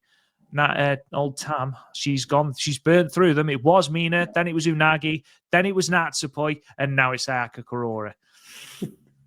Ooh, it was Mayu before that. I don't want to. Yeah, it's an interesting little story that they've got going on. And obviously, with Saya having said, I'm going to take everything that you hold dear, it is sort of teasing something with Sayaka Kurura. And again, I'm going to talk a little bit more about that with the way that Tam is now behaving with Sayaka Kurura a little bit later on. But it acts as a good building block as we get towards that Dream Queendom main event, Matt. There's a lot of little sprinkles and little hints that they're putting in there. So much so that some of the Kamatani fan base may be stretching a little. I had someone message me the other day. I believe Tam and Sakura are going to be on the cover of this month's Ring Plus magazine. And on the cover, yes, Sayaka Kurura is wearing a black dress. So everyone's like, it's confirmed. She's going. I was like, okay, everybody. If she turns a Dream Queendom, I'm claiming that is whoever you are, wonderful. It was more than one person. It's the diehard Kamatani fan, which I am. I am a diehard Sai Kamatani fan. Don't get me wrong, but I was like, all right, let's pump the brakes. I'm sure the $1 million company that owns the magazine wasn't doing any booking when it comes to the cover. But yeah, it's really interesting stuff that's going on there. And again, it's great storytelling. And I do like how Tam and Sakura are a team together because they're going to intertwine a lot of the stuff going into the big match coming up at in Sumo Hall on the 29th of December with Kamatani and Tam. So we're just keep adding layers and layers and layers. I think my early prediction is it's going to come down to something's going to happen because we've seen so many people, Konami, Kamatani, Tekla, even though it was Oedo Tai and now H.A.T.E, that eventually went to the dark side for a little Star Wars reference. Where I think it's going to, I think because they have a lot built in Sayaka Kurura. And I think what a great boost it's going to be where she's going to be the one not to turn to the dark side. I think when it's time for her to pull the trigger, she's going to pull the trigger inside with Tam and go, because I still think they're building towards a really, really big championship match with Tam in Mayu, whether it's for the IWGP, whether it's for the red belt, or whether it's for both of them. I don't know. I just don't think it's Tam's time to lose this belt just yet. If it is the Kamatani, I'm not going to complain, because the Stardom roster is so stacked right now that they can do just about anything with the red and the Wonder Belt, as long as it makes sense. But again, interesting layers here. Yeah, you're right. I mean, this match, don't get me wrong, Tora was terrific, Yuna was great, Ruaka was great, but ultimately this is just the story of Tam and Saya. We got a little bite of the apple here. And we know what Tam and Kamatani can do. We've seen them in matches before. They're fantastic together. We got a little bit of a little bit of bite of the apple here in this match of what their match is probably going to look like in Dream Queendom, which is going to be great. But at the ultimate end, it was just Sayaka Kurura and Saya Kamatani. Kamatani did a great job being the ring vet here, giving the rookie enough to look where she's going to look credible. Ultimately, though, putting her in, at the end, or putting away at the end with the Star Crusher. I had the match at 3.5 stars, but it really wasn't about the star rating of the match. It was, as you mentioned, partner, the underlying story of Tam and Sayaka Kurura with Saya Kamatani. Yeah, absolutely. Again, it was a good vehicle for the match, and obviously it hasn't been announced yet that it is taking place. It is the worst kept secret in wrestling that it is going to be the main event. You wouldn't be building to it if it wasn't. The tag league itself finishes on the 8th. It wouldn't surprise me if the 9th we get a press conference to announce the card for the 29th. Because Mondays seem to be when they do press conferences. I don't feel like they'll announce any of the matches for Dream Queendom until they've got a tag league winner to go up against H.A.T.E Supreme at Sumo Hall. We're sort of teasing that to Queen Starlight Kid, which we're going to talk about in a little bit. So the card is forming without being official. I think the final sort of thing they'll have is that tag team title match. But again, I could be wrong, but that's what I think will happen. I think we'll know more again on the 9th of December. And again, that is just me pulling a number out of my behind, but that's when I feel like it would realistically happen. Moving on then to Wingori and Star Fox. Thoroughly enjoyable match. And again, this is one of those feuds, Hanan and Maizera, that they keep going back to. Like they haven't pulled the trigger on it. It's never fully exploded, but it's one of those that whenever they're in the ring together, you remember, oh, these two hate each other, don't they? And it's one of those where I can't actually remember why they hate each other, but the more that they wrestle, the more the hate, pardon the pun, intensifies. Not Hanan. Don't turn Hanan. When I did the Wish me happy, go sunshine. Technically the death metal version of everything. Death metal. Yeah, when I did the Marigold Sand, I was talking about Yuzuki looking like she was wrestling like a tweener, and someone had put, "Oh, I can't wait for heel Yuzuki." I was like, "No, that's not what I want." But yeah, so those two wrestle like they absolutely hate each other. Obviously, Kohaku and Sayarita had some really, really, really good exchanges. Some really powerful exchange. And again, the more that Kohaku has wrestled with Maizera, the more that they've gelled as a team really, really well. And Kohaku has really impressed me in this tournament. From that first match against Sayori Poi, where there was a couple of moments where I think she had a couple of issues with the ropes, where she was slipping and sliding all over the ropes, and carried on that match and was great, and then has just progressed and got better and better and better as the tournament's gone on. Her and Maizera have been, again, one of the more entertaining teams to watch in this tournament. This defeat does put them at a little bit of a disadvantage because we're going to talk about the qualification scenarios a bit later on. It is not only not in their hands, it's not in their hands and some. They've got to hope people lose. They've got to hope they beat people. They've got to hope that people beat someone but lose to a very specific other team. Yeah, this just caused a lot of damage. But also, Hanan now has a pinfall over Maizera. Are we going to see Hanan as a challenge for that high-speed title? Do we think she fits into that division? Or do you think that this is more a status victory? I beat you in our feud as opposed to making it about a title. I feel like it was a pointed decision to make her pin May Sarah. I mean, you can go there. Again, Hannon's only a teenager. We did see her, she won the Cinderella. She came ever so close to defeating a Soriano for the Wonder of Stardom Championship back at All-Star Grand Queendom back in April. So eventually she's going to get there, but no need to rush. Let's have her go through all the steps like Mayu, like Io, and let's boom, boom, boom, and get to all the belts. Why not? I mean, she's a big star. You're going to put your third biggest single championship on Hanan. It'll draw. I mean, look what the high speed championship did in that Cork and Hall match with May Sarah and Yuna Mizumori. Did over 1,000 people. Hanan, no, in my opinion, is a bigger star than May and than Yuna. So it's a possibility. And again, Rob, we're looking for quick matches, quick turns around for Dream Queendom into New Year's Dream.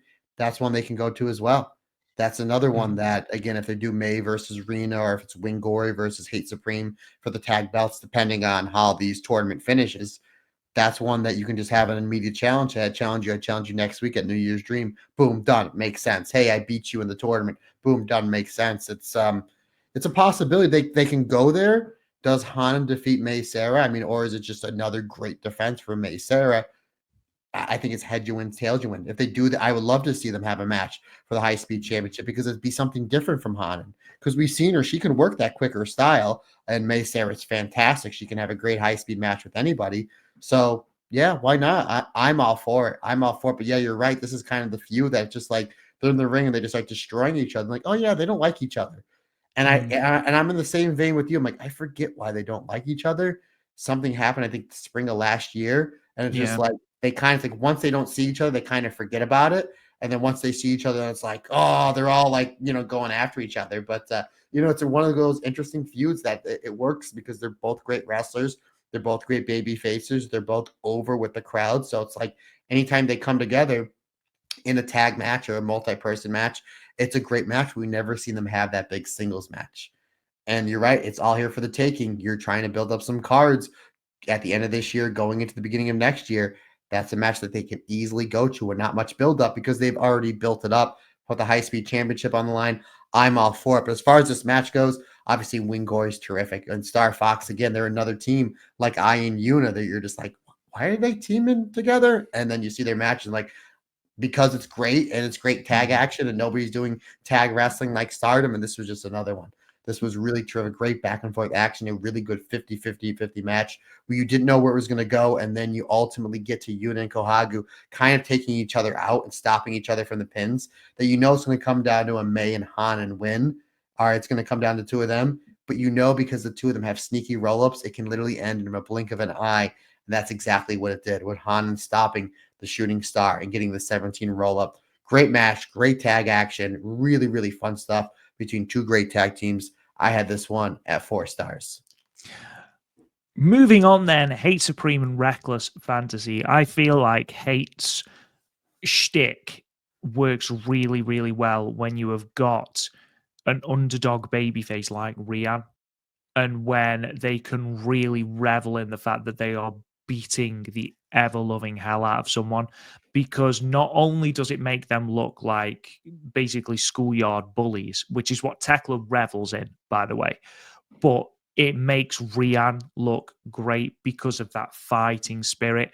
And I feel like we got the best of both worlds here. We got that nasty, vindictive side of H.A.T.E, but also it helped to really bring out that fighting spirit of Waka Tsukiyama, certainly, but more in Rian as well. And the crowd were really, really behind Rian.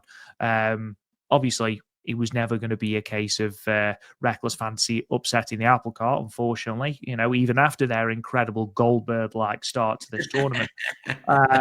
They're on a very different type of streak now. But yeah, Momo Watanabe getting the pinfall with the B driver. In some ways it was a very predictable match. in the way that it played out, but also it was done very well. Easy, simple story to tell. You have your lovable underdog baby faces versus your cheating heels that are the tag champs. And you have you're exactly right. Tekla is the schoolyard bully. She knows how to play a great heat-seeking heel. And Momo Watanabe is just the hammer. She is just the hammer. Whenever time is called upon for her to drop somebody, it's going to happen. Considering the fact that you have, again, the tag champs, you have the numbers advantage, you have the experience advantage, going up against the underdogs, but Tekla still uses the cast to cheat. So now you're adding on more sympathetic,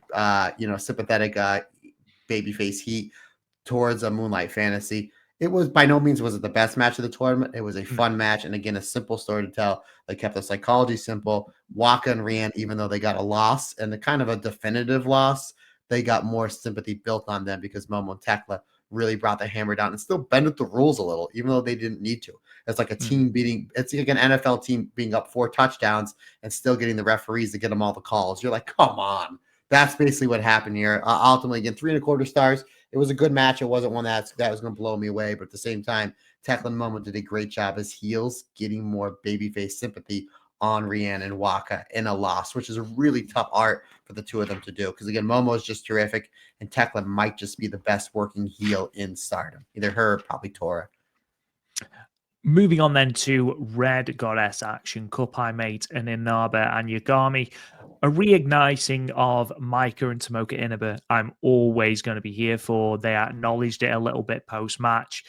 They were really, really good together, but I thought that Rani Yagami worked really, really well with Micah as well. And I think, again, Rani Yagami's had such a good year.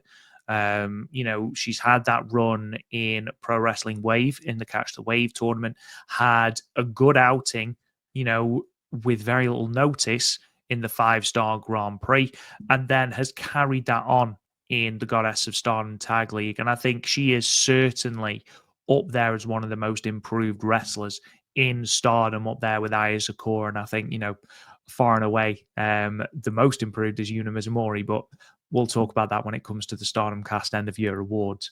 A really entertaining match again. I'm always going to enjoy Micah and Tomoka Inaba, though. Even though Tomoka and Rana don't have a lot of points, and as you mentioned before, they are officially eliminated from the tournament, you can't take away just how fantastic their matches have been because they gel so well together. They have the same style of offense, and they do a lot of the Eliminator style offense. Obviously, Eliminator is a very popular tag team in ECW back in the late 90s, and they do a lot of their style offense, which is really, really cool. Match starts off, Rob Goodwin, best way to start our match. Rana and Hanako, big lockup.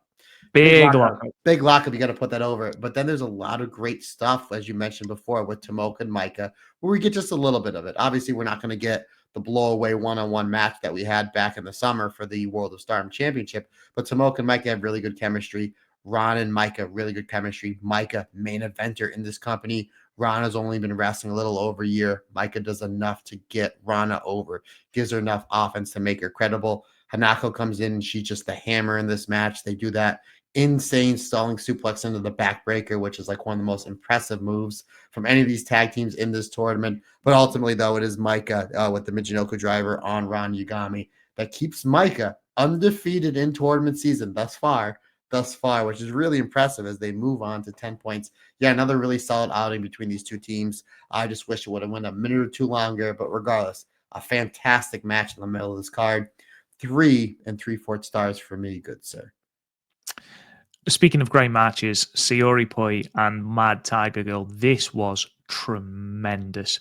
I had a sneaking suspicion that this might be the time limit draw of the show, or the draw of the show anyway.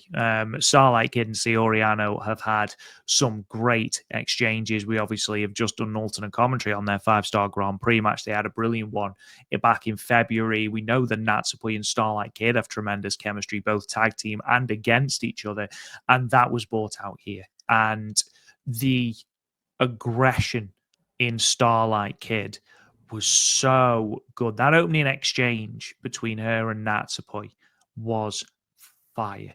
Absolute fire. And even though we had so much intervening between that opening sequence and what would ultimately be the time limit draw, they never strayed from Starlight Kid attacking Natsupoi's knee and Natsupoi attacking Starlight Kid's arm.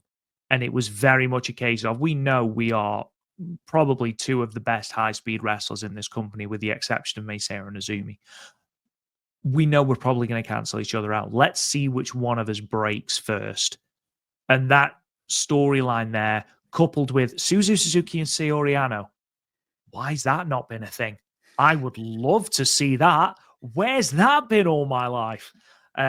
This was tremendous. This was up there as one of, if not my match of these three shows.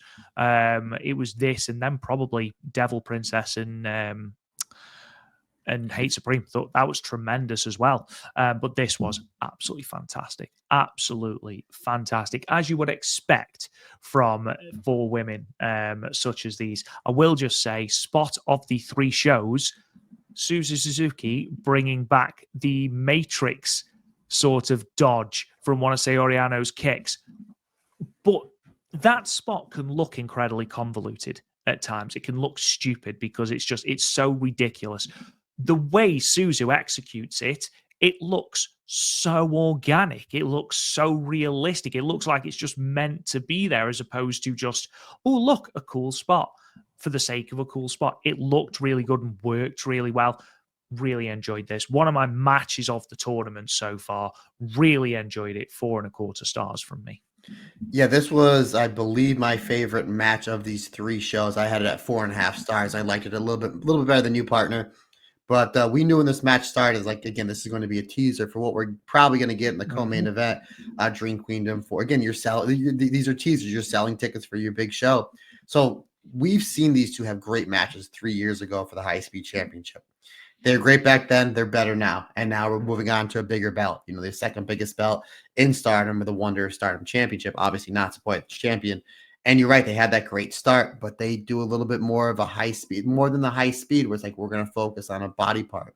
We've seen Starlight Kid like to use that stretch muffler, the Black Tiger leg crusher, and Natsupoi's been going to the arm and the cross arm breaker. So they go, you know, one goes to the leg, one goes to the arm. So, God, that makes sense. So early on in the match, where Crazy Tiger gets the advantage and Starlight Kid hits a beautiful dive to the floor, and they pitch Soripoi back in the ring. And we've seen Crazy Tiger do this spot almost in every tag league match, where both of their opponents are laying down. They get the crowd involved, and they both do standing stereo moonsaults.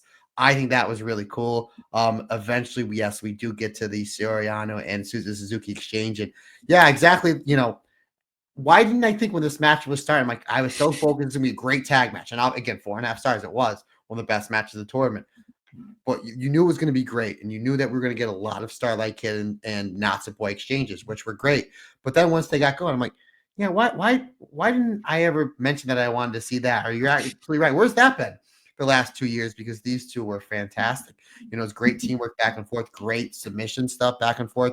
Suzu Suzuki just being an absolute boss, and just whatever Saori Anou throws at her, she just throws back. Again, anytime they want to pull the trigger on that, championship match or not, it's there, because great chemistry between the two.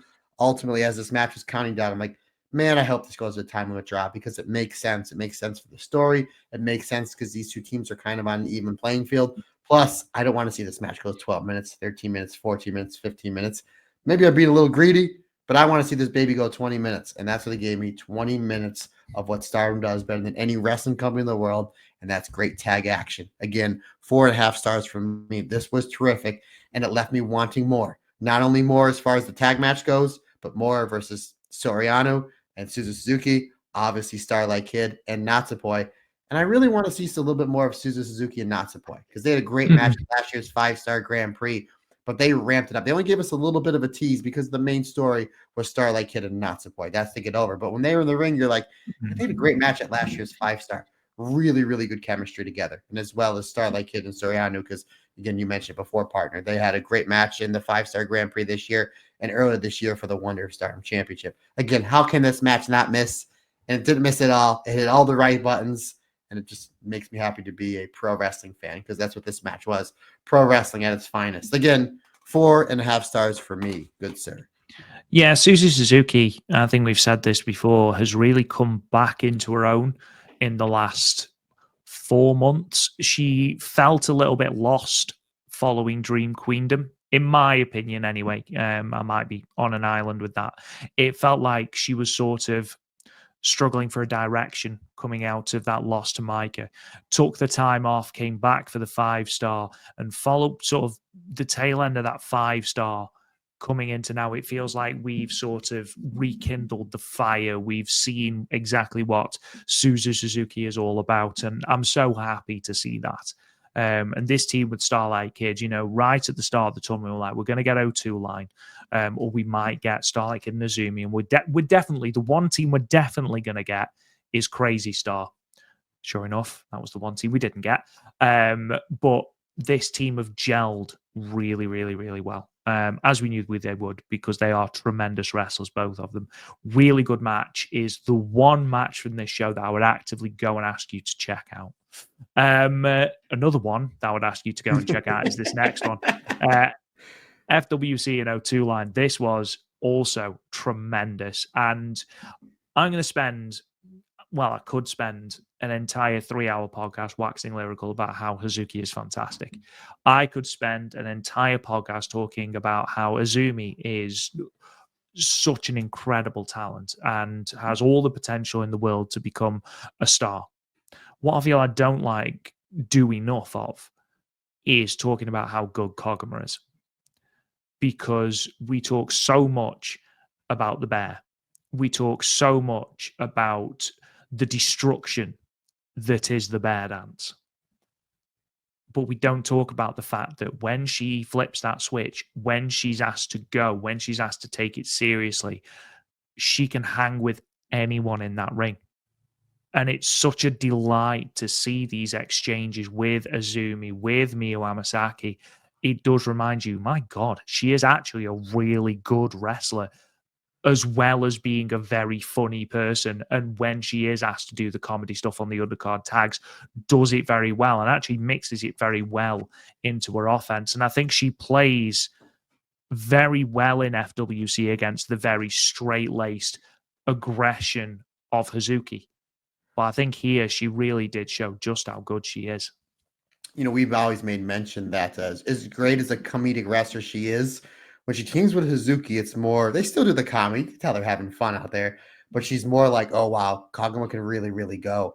And, you go back to the 2022 finals of the 5-star Grand Prix. She's got a great serious straight match with Utami. And it was like majority of her tournament, it was doing the comedy stuff, right? Because she was kind of trying to be a little bit different. Because you did your Julias, your Shuris, your Mirai's, your Hazuki's. And she goes out and has a straight-laced match with Utami, like next to no comedy whatsoever. And like, yeah, it was damn, great. she's really, really good. But really good. When she's at her best, she's with Hazuki. Again, this is, in my opinion, it's the best tag team in the world. All due respect to O2 line. All due respect to Team 200K. All due respect to FTR, the Young Bucks, yada, yada, yada. This is, in my opinion, the best tag team on wrestling is FWC. And again, it's another match where they absolutely prove it. I like how this match starts out with O2 line. They start the double team work right out the get-go. They start right on Hazuki. Then Koguma comes in like, no. We're the double team tag teaming here. And they start doing the double team. Again, you have two over faction Stars versus Neo Genesis with two established tag teams, O2 line, FWC, that are great at tag team work. Old school 80s, 90s, fast rock and roll, Midnight Express, rockers, tag team work where they're doing and it's just like, no. You're going to do that? No, we do that. So it's just like, oh, and you're cheering for both because they're both baby faces. And again, two over factions. So you really have a nice 50-50 style match there. And then very much like the match before we talked about back in 2021, the feud for the high-speed championship with Starlight Kid and Natsupoi. 2022, we had a feud for the high-speed championship with Koguma and Azumi. They bring that back. So you got a lot of nods to high-speed matches from just a few years past, and then Azumi just starts going full, by the way, I'm not a high-speed wrestler. I can kick your head off. And then Koguma brings it back with the suplexes and the forearms, and she's just on another level. And oh, by the way, well, obviously we talk so much about Hazuki. You know what was really good in this match too? Miyu Amasaki. She's terrific. I like how in these tag matches, Azumi sets her up for success. And then she does the part where she gets her opponent's head and puts him in her front headlock, runs up and kicks off her opponent and hits a tornado DDT. I think that's a really cool spot.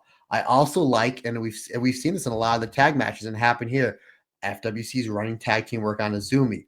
All of a sudden, it's time to switch the tide. And how do they do it? Miyu Amasaki comes in and hits up that huge pop-up Big DDT. double T. Yeah. The big DDT. And credit to the opponents, especially FWC, where they pick her up so high, it looks like that her feet are going to touch Saida's jacket in the rafter. And she comes down and spikes, and it gives Azumi time to sell. Miyu hits a few things. Azumi comes back in. Now we run the O2 line tag team work. That's a really, really cool spot because no disrespect to Miyu Amasaki, we know who the star of this tag team is. It's Azumi. And she'd be the tag. You can team Azumi up with 99% of the wrestlers in the world. Azumi's going to be the star of it. That's not a detriment to Miyu. It's just how great Azumi is. Those are really cool spots for Miyu to get her stuff over and for her to shine. Ultimately, it's a great job building Miyu up, only for FWC to hit their signature, the double FWC dive. They hit the powerbomb neckbreaker spot, which they tease a few times, but ultimately it's the neckbreaker combination into the top rope splash, the Kagama top rope superfly Jimmy Snuka style splash for the 3 count. Really enjoy that, and I like how FWC, they're doing a lot of the heart attack into the code breaker, where Kagama has them up, like setting them up for the old Heart Foundation heart attack, but it's Suzuki jumping crazy high up in the air and then coming down with the code breaker and almost spiking their opponent on their head. That's a really cool spot they're adding into the. We've seen them do it a few times before, but they're really starting to bring it back here, especially these last series of Goddess of Stardom Tag League matches, which is just adding towards their finish. Again, ultimately great match with a great finish. I didn't like it as much as the previous match, but still 4.25 stars, which is a great ranking. I can't remember if it's this match or if it's the match we're going to talk about next, FWC versus Cup Mate, where whoever it is that takes that spike code breaker, just it's the most disgusting bump. It's that one because of the height. Obviously, Miyu and Azumi aren't that tall. I think it's Hanako. Hold on, I think it's Hanako that takes it, and it's absolutely horrendous. Yeah, because I remember looking at it. Hanako gets pinned, and she's the tallest. Yeah, she's got to be the tallest person in the company, right? Because we met Micah, and she's one of the taller ones, and then obviously Hanako is when they come to the ring. It's got to be her or Lady C, surely. Yeah. So it's I just looked at my notes. It was Hanako that took it. So again, you have the bigger person that's coming down, and it's just like, ooh, and the way that Hazuki really drilled her with it. But if you go back and watch it, Hazuki was careful with it. That's the brilliance of Hazuki. She looks like she's crushing you or killing you, but she's really protecting you. Just tuck your chin. Yeah, she's protecting you. She's still going to kill you, but she is protecting you. So yeah, just a couple of reminders. Coming out of that show, obviously Inaba and Yagami are eliminated, which means that it's them and Team Classroom that have been eliminated. Also, Starlight Kid did make it very, very clear to Natsupoi following their time limit draw that she did have plans for that Wonder of Stardom Championship at Ryogoku. So again, nothing official, but it is going to happen. Let's be perfectly honest, but nothing official as of yet. So we move to night 11 of the Goddesses of Stardom Tag League. This show was from Thursday, the 21st of November, and emanated from Akira Furusoto Mura Dome Theatre in Akita. Yeah. Got it. 441 people in attendance. This venue is quite interesting because it's the first time that Stardom have run the venue, and it appears to be a very rarely run venue across the board anyway. New Japan ran it in January 2023, but that was for the first time since the Sakura Genesis tour in 2017, while Noah ran it for the last time in 2016 as a part of their Winter Navigation tour, where they drew 237. But they've both run it very, very sporadically since about 2009. So Noah's run it maybe 4 times. New Japan's run it, I think, 5. So, and obviously this is Stardom's first time. Now, obviously this is according to Cage Match, and venues have different names and things like that. There's different things that mean that it is difficult to find, especially with Japanese wrestling venues. Sort of, it's difficult to find because the New Japan ones were under Akira Furusoto Mura Theatre, Forest Dome Theatre. So I might be wrong, but it appears to be a very sparsely run venue, and it's certainly the first time that Stardom have run it. Looking at the results from this show, then we open with a three-way with Ruaka defeating Sayaka Kurura and Lady C, pinning Sayaka Kurura with a neck-hanging bomb in 9 minutes and 36 minutes. Tag League action, Blue Goddess match, Star Fox, Mesa and Kohaku moved to 7 points, defeating Reckless Fantasy, Waka Tsukiyama and Rian, who stay on 4 points. Kohaku pinning Waka Tsukiyama with her jumping double arm DDT in 10 minutes and 5 seconds. O2 line defeated H.A.T.E, Natsukatora, and Azusa Inaba. Miyu Amasaki pinning Azusa with the Amana Hashidate in 11 minutes and 28 seconds. In a 10-woman tag match, the Cosmic Angels team of Tam Nakano, Natsupoi, Theoriano, Aya Sakura, and Yuna Mizumori defeated the Stars team of Mayu Iwatani, Hanan, Sayurida, and Momokogo, and Motoi Hamabe with Natsupoi submitting Motoi Hamabe with an armbar in 15 minutes and 43 seconds. A lot of time, that match.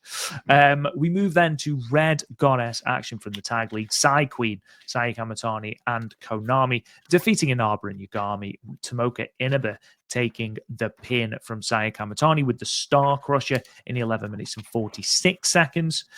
We move to Blue Goddess action then in your semi-main event. H.A.T.E, Supreme, Momo Watanabe and Tekla, and Mad Tiger Girl, Suzu Suzuki, and Starlight Kid ended in a double countout in 12 minutes and 42 seconds. And then in your main event, Red Goddess action, FWC, Hazuki, and Koguma finally put an end to Micah's reign of terror in tournament wrestling. They defeated Cup High mate Hazuki pinning Hanako with the diving senton in 15 minutes and 32 seconds. So, Matt, if we talk about the non-tournament matches first, and then we'll go through the tournament matches. The one obviously thing that I want to talk about is the Stars and Cosmic Angels match. And that is because you mentioned Tam and Mayu and how we might be building to a Tam and Mayu title match. They did have a brief confrontation following this match where they both held respective belts in the other's face. And I know that Tam especially is very keen to have a title match at the Tokyo Dome. Obviously, that's not going to happen with the match against Azumi the night before at Wrestle Kingdom. I do wonder if that's where we're going, though. And it's an interesting one because I don't see Tam dethroning Mayu for the IWGP Women's Championship. But I do see Tam eventually getting that win over Mayu because she needs that win over Mayu. She needs that first singles win over Mayu. But for both belts? Really? I mean, we've had them go the time limit for a belt before in the white belt in the match that you and Andy Hedder have covered in your fantastic Patreon episode, which dropped actually tonight, 2 hours ago. So there you go. Go and check that out after this. Yeah, you're welcome. But yeah, it's interesting because I like the matchup. I like the dynamic. I'm not huge on the timing because there are other people I would rather see Tam face. There are other people I'd rather Mayu face the IWGP. If it's just for the red belt, brilliant. Have Tam beat Mayu. I have no issue with that because it gives Tam that big win, the win that she needs over Mayu that she's been waiting for years and years and years. If it's for both titles, I don't want Tam winning the IWGP Women's Championship. Not as well as the red belt. Not unless, Rob, they're going to do away with the IWGP. Maybe New Japan's just like, let's just do away with it. There's enough belts in Stardom anyway. Like Mayu's, like the poor person that's got to go after Mayu. Like, you know what I mean? Whether it's Azumi or Tam or Hazuki or whoever. Like, I mean, again, Mayu, What a kick to the head that would be for Mayu, having held this belt for 600 plus days, only for New Japan to then go, yeah, sorry, we can't be arsed with this anymore. Would you really be surprised the way that championship's been treated since in the last 2 years? Let's see how long Mayu and Azumi get at Wrestle Kingdom and then come back to me. Okay, that's a good question. I think I wouldn't be shocked if Azumi beats Mayu at the Tokyo Dome, and then Tam kind of rubs it in Mayu's face, saying like, I've been able to successfully defend my title. We were supposed to have this big championship match, and now we didn't because you lost yours." And then maybe you build it up that way. Because if you remember, Mike and Sayaka Kurura, they were supposed to keep their championship belts. That was their promise to each other. They were supposed to keep the high-speed championship and the red belt and then face each other in the finals. Now, we did get the finals, and again, great, one of my matches of the year with Mike and Kamatani, but they both lost their respective belts that weekend at those two shows. So it's like the end result is Tam versus Mayu. The belts, to me, is just an added gimmick. It's just added seasoning. The big match is Tam versus Mayu. We've seen them draw in the 5-star 2 years in a row this year and last year with just points on the line. You don't need a belt. The belts are just added to it. So that's a possible way they can go to it. Another thing they can do about it, I know me and you were texting back and forth the other day because it seems like we're always talking about what's Mayu do? When's her contract up? What's going on? She said this, now she didn't, blah, blah, blah. And I kind of want to save this for the podcast, but you always say, a lot of other people always say to me, what's Mayu got left to do in Stardom? And that's kind of a weird way of, I don't like it when people say that. That's like saying, well, Randy Orton's done everything in WWE. Why doesn't he just go to AEW? It's like, you can still do more. What more can Mayu do in Stardom? She's had 2 championship reigns with the red belt. No one's ever won 3. Maybe she defeats Tam and wins that red belt. How much better can Mayu be? I mean, how much more can she do in 2024 and 2025 than what she did in 2024? Not only that, look at Mayu's 2 red belts runs. She got injured in 2017 in the Tony Storm match. 2020, as good as that run was, it really wasn't what it was supposed to be because of COVID. We had 7 great matches, the 5 defenses, and obviously the match she defeats B pretty easily and the match she loses to Utami. And it's a different roster than it was obviously in 2017 and 2019 and 2020. So that's a possibility. Maybe Tam doesn't get over the hump just yet, and we still keep playing the long game. Maybe it's Mayu dropping the IWGP to Azumi, only maybe to defeat Tam, maybe at Dream Queendom, and win the red belt. And we already know Mayu's pulled herself out of the 5-star Grand Prix. So maybe it's just like, well, now I'm pulling myself out. You know, she's supposedly retired of the 5-star Grand Prix. And maybe she goes into the next year's 5-star as the red belt champion. So it's like, okay, you know, now we're all fighting for a shot for, you know, Mayu at the end of next year. I don't know. There's a lot of interesting scenarios. There's a lot of ways they can go about it. Ultimately, we know we're building to a big Tam versus Mayu singles match. And I wouldn't be shocked that the next time these meet for a singles match, if Mayu does get another win, and it's going to take Tam a little bit longer because not only nobody's going to say no to that. Is it for the IWGP? Is it for the red belt? Are they going to unify the belts? I don't know. I'm all here for it. I'm just wondering where it's going to be at. My guess is maybe Dream Queendom, or they may build a year-long thing where it's going to be at Wrestle Dynasty next year, or ultimately that big Stardom solo Tokyo Dome show that we know Taro Okada wants to do. Because who's your 2 biggest stars right now? Tam and Mayu. It would make sense to do it there, but when is it going to be? Wrestle Kingdom next year? Or Wrestle Kingdom week next year?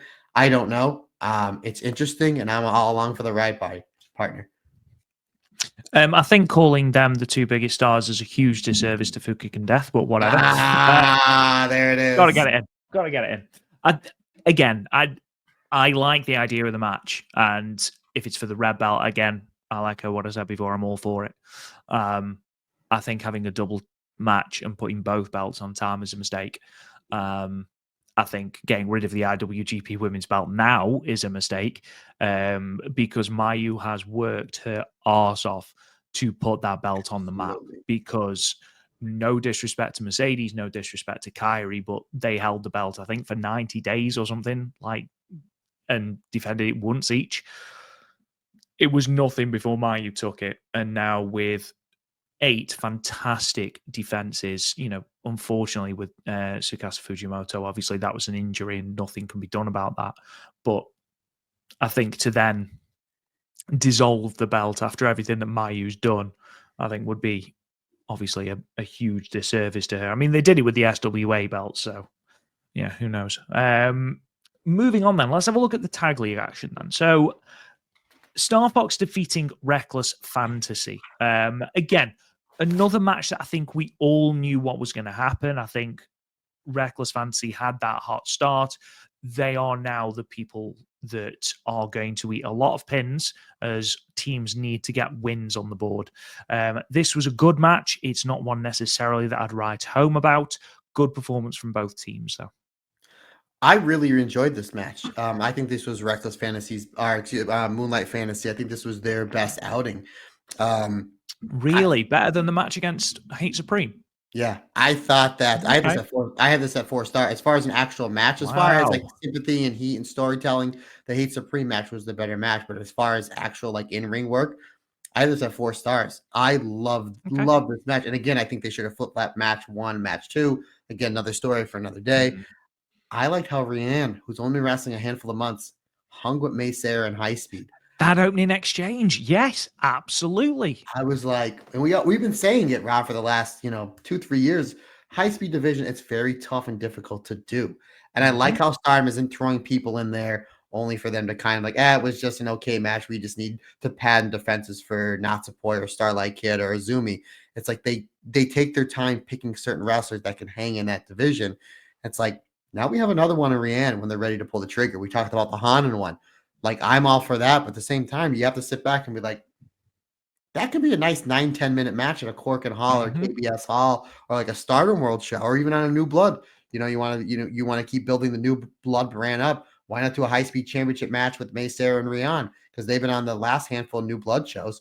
Why not do it there? But yeah, there was a really good exchange there. Obviously, Waka, she's terrific. She's so endearing. And Kuhagu, you mentioned it on the show we just reviewed. She's someone that just so impresses me. Not only as a singles wrestler, but her tag stuff with May Sarah. The fact they do like the high speed tag stuff and they do it so well, it's so difficult. The timing, the ring positioning, just the way they still keep their opponents safe. I mean, it's really, really a talent on top of a talent.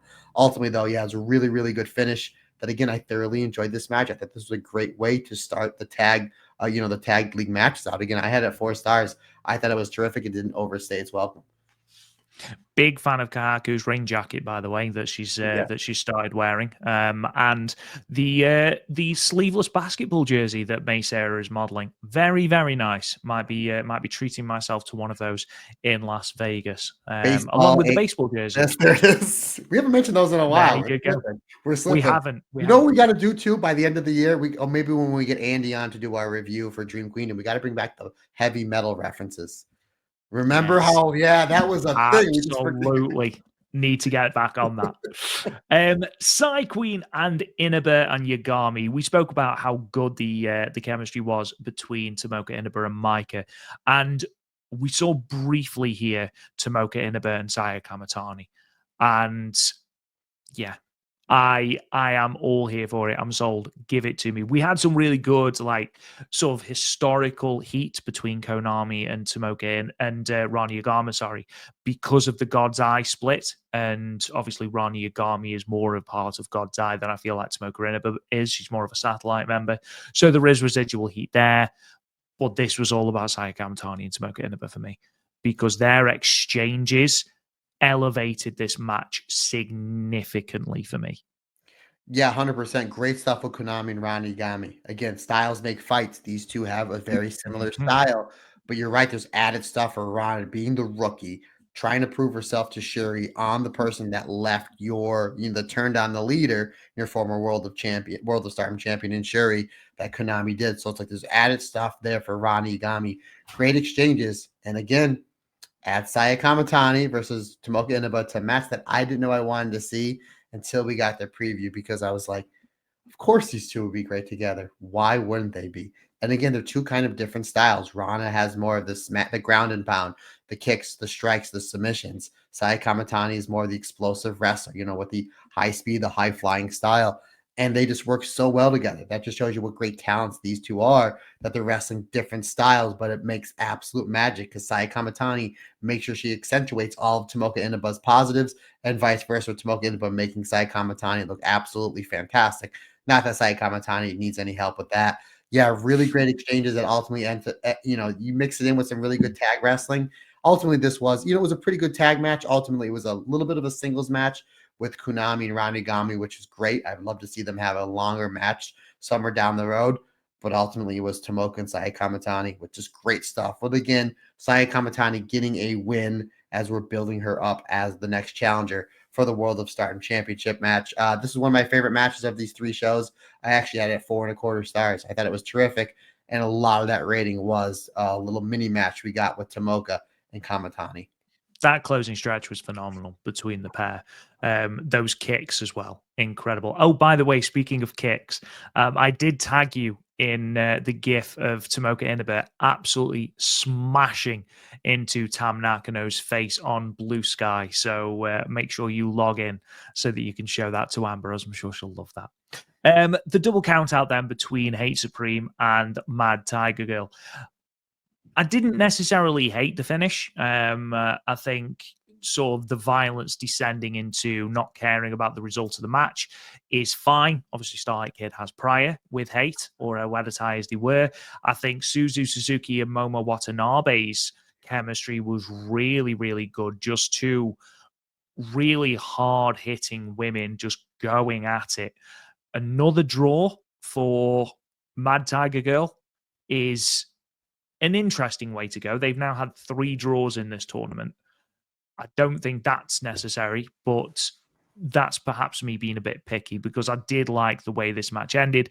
Really enjoyed the way that Suzu Suzuki took to the microphone afterwards and mocked Momo Watanabe for not being able to use a weapon properly and said if she wanted to, she could teach her how to use a weapon. Thought that was great. Really, really, really sassy end to the match. But yeah, this was a good match. Again, I don't think Mad Tiger Girl necessarily needed another draw here. I mean, I like the fact that this was in another time limit draw. Like they're not just out TLD, TLD, TLD, which again, it's 2024. Nobody wants to see, time limit draw on every single show. So they went about a different way. And it makes sense because you have the violence that's Suzu Suzuki and just the violence that is Hate Supreme mixed in with just the fancy, fantastic wrestling that's Starlight Kid. My guess, the booking with Crazy Tiger Girl is a little weird because, like you said, it's the 3rd draw they had.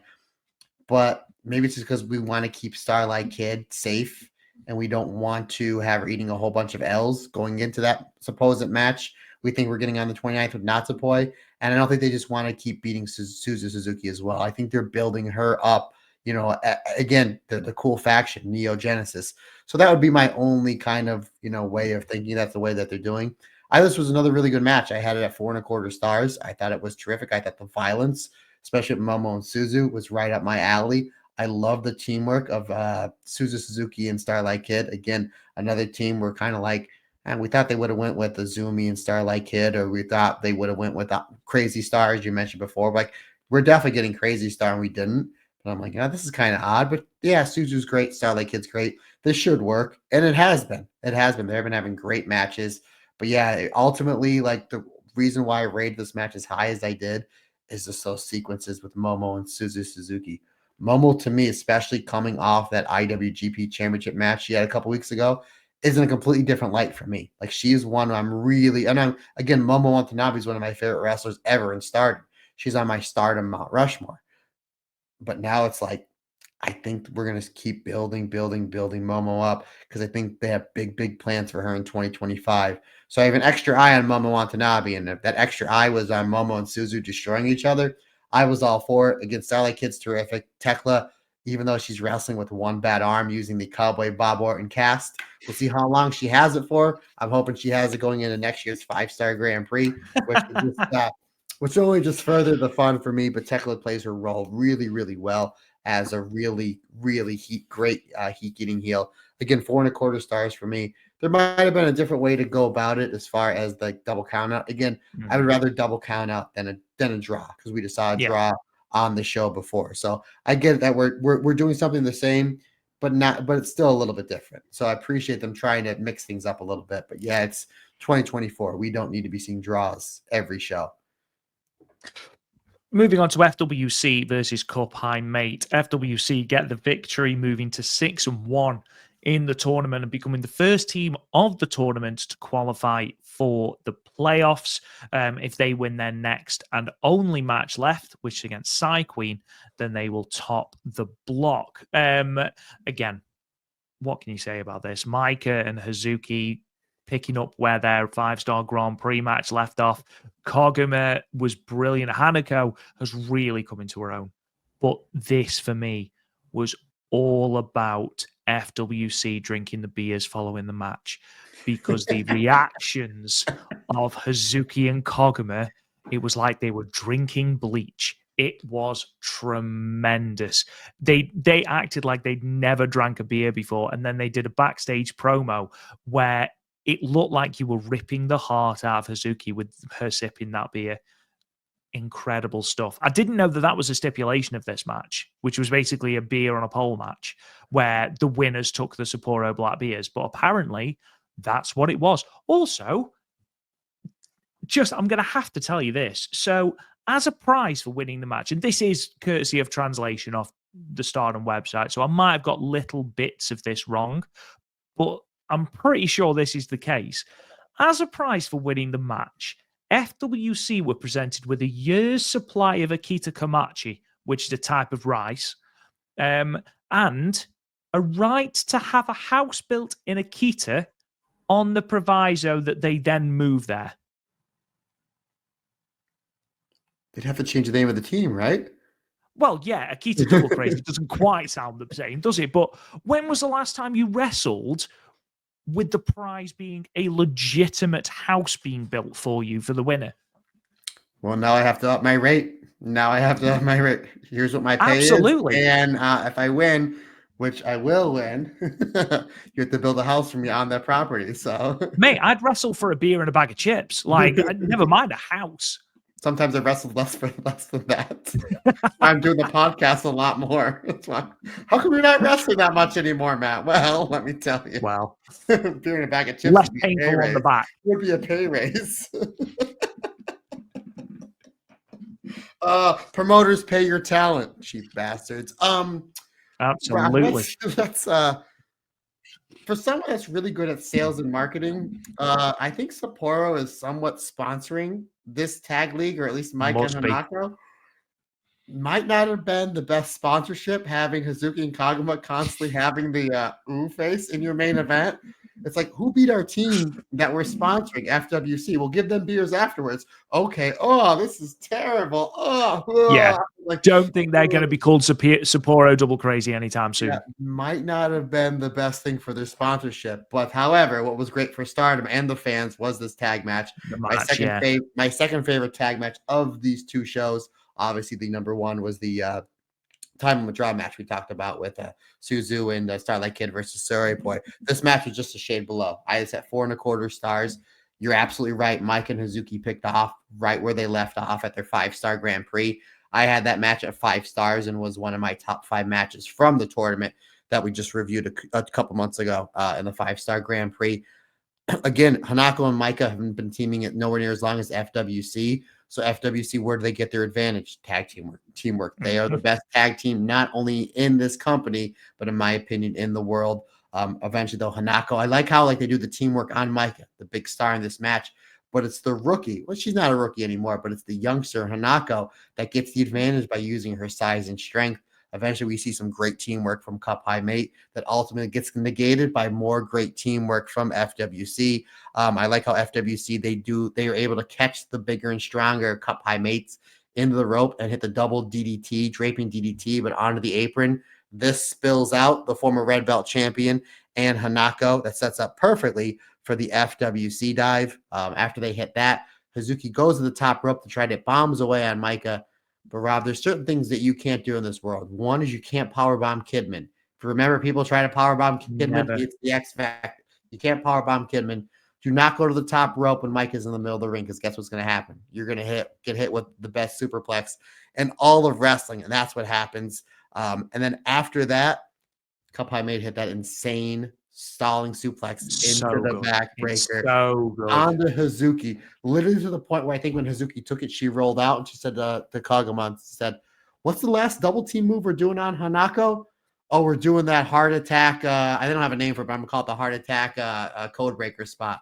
Okay, good, because we're really gonna put some stank onto Hanako, because she as that was crazy. That stalling suplex in the backbreaker that Hazuki took was insane. And then Hazuki's like, "Oh no, I'm gonna give you a receipt. the cash register, the whole paper and everything. But ultimately they wind up building towards that. That gets followed up with a top rope senton from Hazuki onto Hanako. As great as the top rope senton was, it was the heart attack in the code breaker spot that did it for me, because Hanako looked like a pencil coming right. She looked like Venny. It looked like Venny when Sari hit her with the Uranagi in that tag match. Yeah, that was horrible. It was a sight to be seen. Again, I had it 4.5 stars. This is one of my favorite matches of the tournament. Again, just great tag wrestling from Stardom. And again, this just proves my point that FWC is on another level. My favorite tag team in all of wrestling. Anyway, so that again sees FWC become the first team into the playoffs. It's not the end of the world for Cup High, mate. They can still go through and they can still top the block should they win their final match and should FWC lose to Psy Queen. But of course, if both win, it's irrelevant. Moving on then, we're going to have a look then at the show on the 23rd, which is night 12 of the Tag League. This was from Big Pallet in no, it wasn't. Sorry, I'm looking ahead. I'm on the wrong one. This show was from the H.A.T.E Museum in Sendai Industry Exhibition Hall. Jesus, that is a mouthful. Put that on a t-shirt and a poster. Yeah, absolutely. 297 people in attendance at the venue. Third time Stardom have run the venue in total. This is the lowest house they've drawn there, though, which is a just under 31.5% decrease from the last time they ran the venue, which was back in September for, I believe, the night 20 of the 5-star Grand Prix. So something that I'm sure Stardom are taking note of. That drew 433, so a big drop. It's also the lowest attendance for the Tag League so far. I mean, there has to be Asho, which is the lowest of the Tag League so far, but this is the one. Quick results then. Rice or Bread, Hanako and Wak Tsukiyama defeated the EXV team, Micah and Rian, with Hanako submitting Rian with the Shirasagi in 12 minutes and 35 seconds. In a 6-woman tag, Neo Genesis, Starlight Kid, Suzu Suzuki, and Mei Seira defeated the Stars team of Hanan and Momokogo and Motoi Hamabe, with Starlight Kid submitting Hanan with the Black Tiger leg killer in 11 minutes and 17 seconds. Blue Goddess match from the Tag League then. Sakura Damon, Yuna Mizumori, and Aya Sakura moved to 4 points, defeating Team Classroom, Lady C and Hina, who stay on 2. Yuna Mizumori pinning Hina with the Supergirl in 12 minutes and 6 seconds. 8-woman tag, the Stars team of Mayu Iwatani, Hazuki Koguma, and Sayarida defeated the H.A.T.E team of Natsuko Tora, Konami, Saya Kamatani, and Ruaka. Mayu Iwatani pinning Ruaka with the Moonsault in 12 minutes and 20 seconds. Red Goddess Action O2 Line finally get their second win of the tournament. They moved to 4 points, defeating Inaba and Yagami Azumi, pinning Tomoka Inaba with the Azumi Sushi in 14 minutes and 46 seconds. In your semi-main Blue Goddess Action, an all-hate affair, Devil Princess, Rina and Azusa Inaba moved to 8 points, defeating H.A.T.E Supreme, the Goddess of Stardom champions, Momo Watanabe and Tekla. Rina submitting Tekla with the Hydrangea in 14 minutes and 50 seconds. And then in your main event, another Red Goddess match, Tokamaki Pure in a la mode, or T-Palm, Tam Nakano and Sayaka Kurura defeated Anacon, Syuri, and Saki Kashima. Sayaka Kurura reversing the Kishikasai and pinning Saki Kashima in 11 minutes and 3 seconds. Now, I've just realized the time, Matt. It's 11:15 English Standard Time. So just very, very briefly before we move on to the tournament action, what did you like about the non-tournament matches, and what should people be checking out? More Hanan versus Mei Seira violence. It was like, yes, indeed. Oh boy. And you kind of figured, okay, Starlight Kid's going to get another win here. It's going to be on the rookie or Momo Kogo. But I was like, they did it to Hanan. I'm like, okay, we are really building Starlight Kid up. And again, the new booking brass of Stardom, they got no problem beating stars in matches that don't happen. I don't mean the faction, but beating stars in matches if it's going to build somebody up. We saw them do it with Momo Watanabe, building up her red belt shot this past spring at All-Star Grand Queendom. It looks like that's what we're doing with one Starlight Kid. Regardless, even though it was like, okay, I'm all for that. That's fine. The match still was terrific. I had it 3 3/4 stars. I thought it was a really good underneath card match. But as far as non-tournament matches, for me, it was the hate versus stars. That was the way to go because you just had great stuff with Mayu, Saya Kamatani. Obviously, you had FWC in there with some Cy Queen stuff. We tease a little bit of FWC and Cy Queen because we're getting them, I think, this weekend on a really, really big match. Excellent stuff there. Plus, we saw the Freedom drop kick. And anytime I always smile when we see Always the going to be a Freedom fan. drop kick. Yeah, great stuff. They did a great job building Ruwaka up. Only the face and hit that beautiful moonsault. 4 stars for me, my friend. But those were the 2 go-to non-tournament matches on the show for me, sir.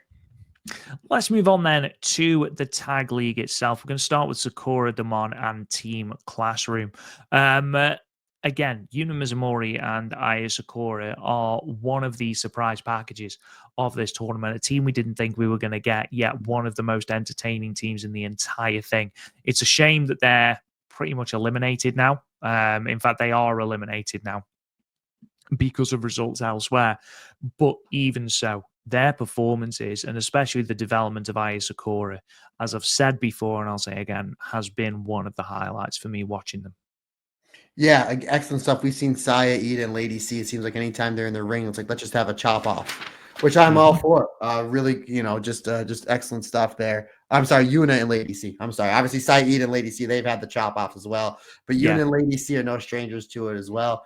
But this match, as it's getting cooking towards the end, it's like just a roll up reversal, kind of going back and forth with Yuna and Hina, and you didn't know which way it was going to go.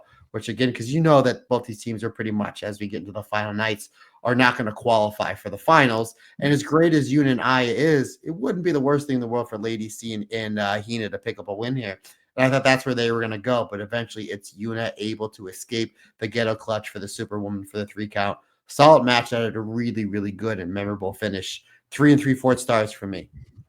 High speed Hina. Maybe that's the direction we need to go. We've seen how good Yuna Mizumori is in a high speed picture. Maybe that's where we need to go with Hina next. Give her that rub in a match with Mei Sarah. She's proved that she can, sort of wrestle that style, even if it is only a snapshot of that style. Red Goddess then, O2 Line and Inaba and Yagami. We were blessed during this 5-star Grand Prix with the 3-way of draws between Tomoka Inaba, Azumi, and Mei Seira, and then their playoff match as well. And we got to see that again in the flashes between Azumi and Tomoka Inaba. Tomoka Inaba, who wrestled 3 matches, lost 3 matches, but ultimately comes out of this run of 3 shows as one of the MVPs because of her exchanges with Maika, her exchanges with Sayaka Kamatani, and then her exchanges here with Azumi were some of the highlights of this run of shows. Yeah, again, Tomoka, she's absolutely fantastic. And you're reminded literally before the bell rings of just the instant chemistry Tomoka and Azumi have. I mean, just really great stuff. Again, O2 Line as a tag team, they know where to put their tag work in. And Rani Yugami might have been the person this match that got over the most. Obviously, Tomoka, star. Azumi, star. Miyu Amasaki, she's going to be up there in the next year or 2. But her and Azumi, you can put them in a main event in Cork and Hall, and you're going to sell tickets as part of the O2 Line Neo Genesis package. There's a point in this match where everybody's running hot. The Yu Amasaki's hitting her crazy DDTs, and all of a sudden Rana comes up, hits a huge head kick, and then they settle down, and the crowd pops. That might have been the biggest pop that this match got was on a Rana Yagami head kick, which I found really interesting. It's just going to show Rana understanding in her young age, in her young career, crowd psychology. Excellent stuff there. Eventually, though, we go back to what everybody came for. No disrespect to Miyu, no disrespect to Rani Yagami. We get Azumi and Tomoka Inaba, which again is really cool. We're getting these mini matches with Tomoka Inaba at the end of these tag league stuff. And ultimately, though, it's Azumi able to almost go shot for shot with Tomoka, which is really a game you don't want to play. You do not want to play with fire, folks, because you will get burned. Eventually, Azumi is able to outlast Tomoka, hits the Canadian Destroyer, and then is able to back that up with the Azumi Sushi for the 3 count. 4 1/4 stars for me. That's another team as well. Sort of Inaba and Yagami, I think people saw them as Karate Brave Light when they came into this tournament. And I like the fact that they fashioned their own dynamic and they aren't just relying on, oh, look at us, we're part of Suri's faction. Yes, they still do a very similar introduction, but I feel like the dynamic in the team is completely different. And they're another team that have gelled really well as the tournament's gone on. Again, this tournament has been tremendous, really, really, really consistent match quality from everyone involved. There's not been a weak link in this tournament, and that's credit to everyone on the roster. The all-hate match then, H.A.T.E Supreme and Devil Princess. This was tremendous. Thoroughly enjoyed this match.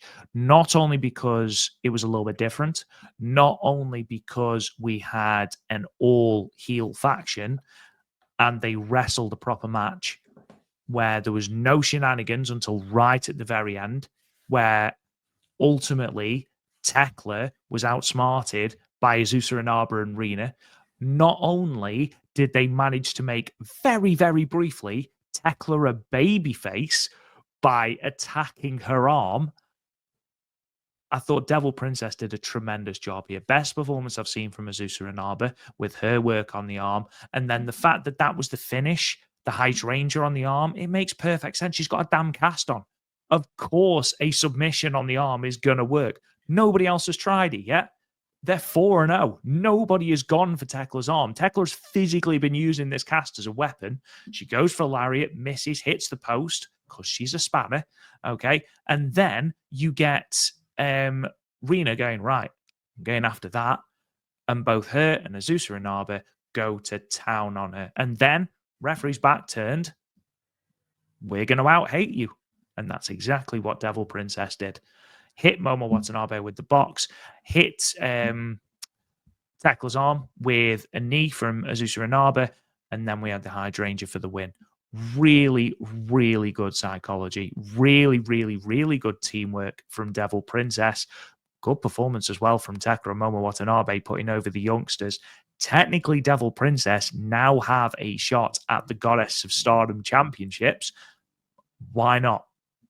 Why not? Absolutely. I'd love to see this run back and given 20 minutes, especially if they do something like they did here and don't just rely on the H shenanigans. This was one of my favorite matches of these three shows. 4 stars. Excellent stuff. Yeah, I literally agree with you every single point, partner. There's not too much I can add on to it. 4 stars as well for me. And I liked how let's layer down the psychology a little bit more. Tekla, probably the best cheating heel in the company. Momo, maybe the best working heel in the company. Either her or Kamatani, right? Because they're the cool heel. And then you have the 2 young heels in the company, and Azusa and Rina. And Azusa and Rina almost out heel, like they jump Tekla and Momo, and they're the tag champs. So technically, in a kayfabe, they're the number 1 tag team in this company because they have the belts. It's like, we don't care. Like, we don't care. And they jump them, and there's great exchanges. Again, we get great tag work, great psychology, but we always see little snippets of, ooh, what would that look like in a singles match? Ooh, Soriano versus Suzu. What would that look like? Tomoka and Sayaka Mitani. Azusa Inaba and Momo Watanabe. Right? Hell yeah, because that was great stuff there. Those kicks were tremendous. And that's what I mean. Azusa Inaba has improved so much. And those exchanges was a big fan of that. And you can see in Momo's face that's like she's feeding and she's giving it. And you can see it's like, it's coming back, right? Like, yeah. It's coming back. When it came back, it's like, oh boy. But it's just like it's building. Just like, yeah, there's really no cheating going on here. But like, let's try to outfox our fellow members here. Ref gets turned, the crate to the arm, Hydra. And it's anytime and Rena does a great job with the hydrangea. And of course, anybody that's a Stardom fan, obviously me and you included, anytime we see the hydrangea used for a victory, it's shout out to the late great Hana Kimura. And this is one that I know Hana was watching up in heaven, was like, not only was she glad on the win, Hana would have used the crate on Tekla's arm, right? Damn well Hana would have done the same thing.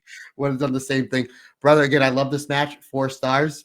I think they have a better match in them, believe it or not. And I think they may be saving it for a future goddess. It all depends on where the belts go after the tournament. Because if it's a Wingor 0-2 line, I wouldn't be shocked if they're the tag champs moving forward, because the goddess belts aren't ones that are held for too long. But I mean, I wouldn't be maybe between the end of this tournament and Queendom, if they want to run this back for the goddess belts. I'm all for it because this was great. It was a whole lot of fun. We got to see these 4 wrestlers actually wrestle and not really break the rules up until the end, which did make sense. Yeah, why wouldn't you Yeah. go for the cast? Nobody else has gone for it. Here we got these two teenagers that are like, duh. How come nobody else is doing it? Again, kiss, keep it simple, stupid. That's what they did. Hydrate Literally has a yourself. cast on it. Yeah. That's what she's been using. Duh. Just great. Yeah. Duh. Great stuff. Great story. Beautiful ending. Beautiful match with some really good Azusa and Momo violence sandwiched in between, sir. Yeah, great stuff. 4 stars. Yeah, and again, they do have a Korakuen on the 24th of December, Christmas Eve. Why not run this back?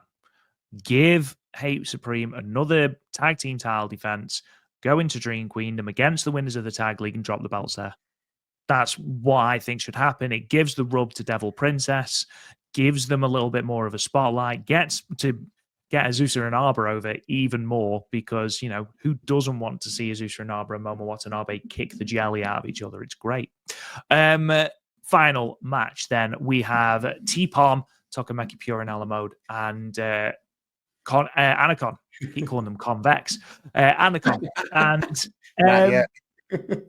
now, obviously, we'll talk about the match and the fact that Sayaka Kurura got the victory and the reaction to her getting the victory was fantastic.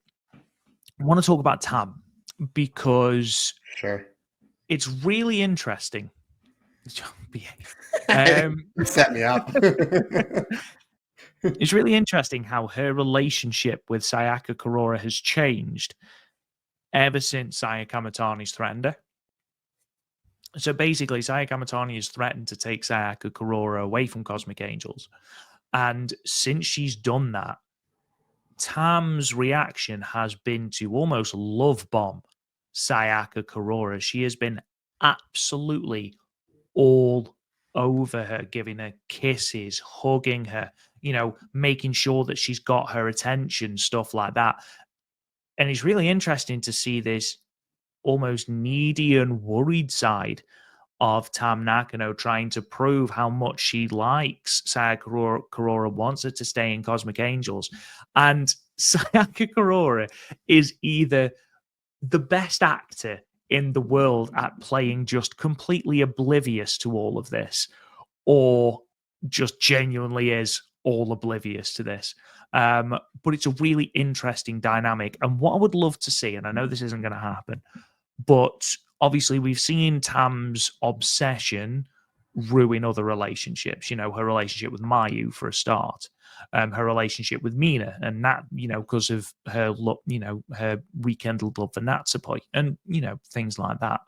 But what I would love to see is if Sayaka Kurura had no intentions of joining Saya Kamatani, but because of this intense obsession from Tam Nakano, if that's what forces her to turn, like, I think that would be great storytelling. I don't think it'll happen because I don't think it'd work very well in a wrestling context, but it's really interesting to see how it's completely changed Tam Nakano's psyche.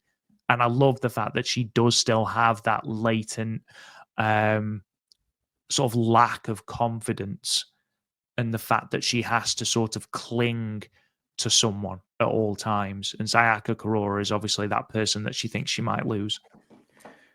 You have an I don't think your concept's going to work, but it is pretty funny. Again, we know that Sakura is going to be involved in the finish somehow. Which way is she going to go? And I think one of the reasons why Tam is being so clingy is, one, she doesn't want to lose her, and she doesn't want to lose the belt that she never lost in the first place a year ago. She spent a year to get that belt back, and they had the big story on the knee damage and, you know, so on and so forth. Wouldn't it be funny if, like, there's a ref bump, right? Here comes all of H.A.T.E. Here comes all of Cosmic Angels. They all wipe each other out. The only thing that's left in the ring is the damn crate. Let's say it's the crate. The only one left standing is Sayaka Kurura. So it's like, oh my God, what's she gonna do? She picks up the crate, and let's say she has one of the jackets on, like the satin Natsupoi jacket, like they just released. And she picks up the crate. She looks at Kamatani. She looks at Tam. She puts it down. She takes the jacket off. It says EXV on it, and then she leaves. And then they go back and they have a match. And then they go another 10 minutes. Like, you know, they go another 10 minutes. It's like, what just happened? What just happened? And it's just like, did Sakura leave? Yeah. It's just like, I don't want to join Saya Kamatani because I'd be one of 84 members of H.A.T.E. There's just way too much. Tam's just too clingy.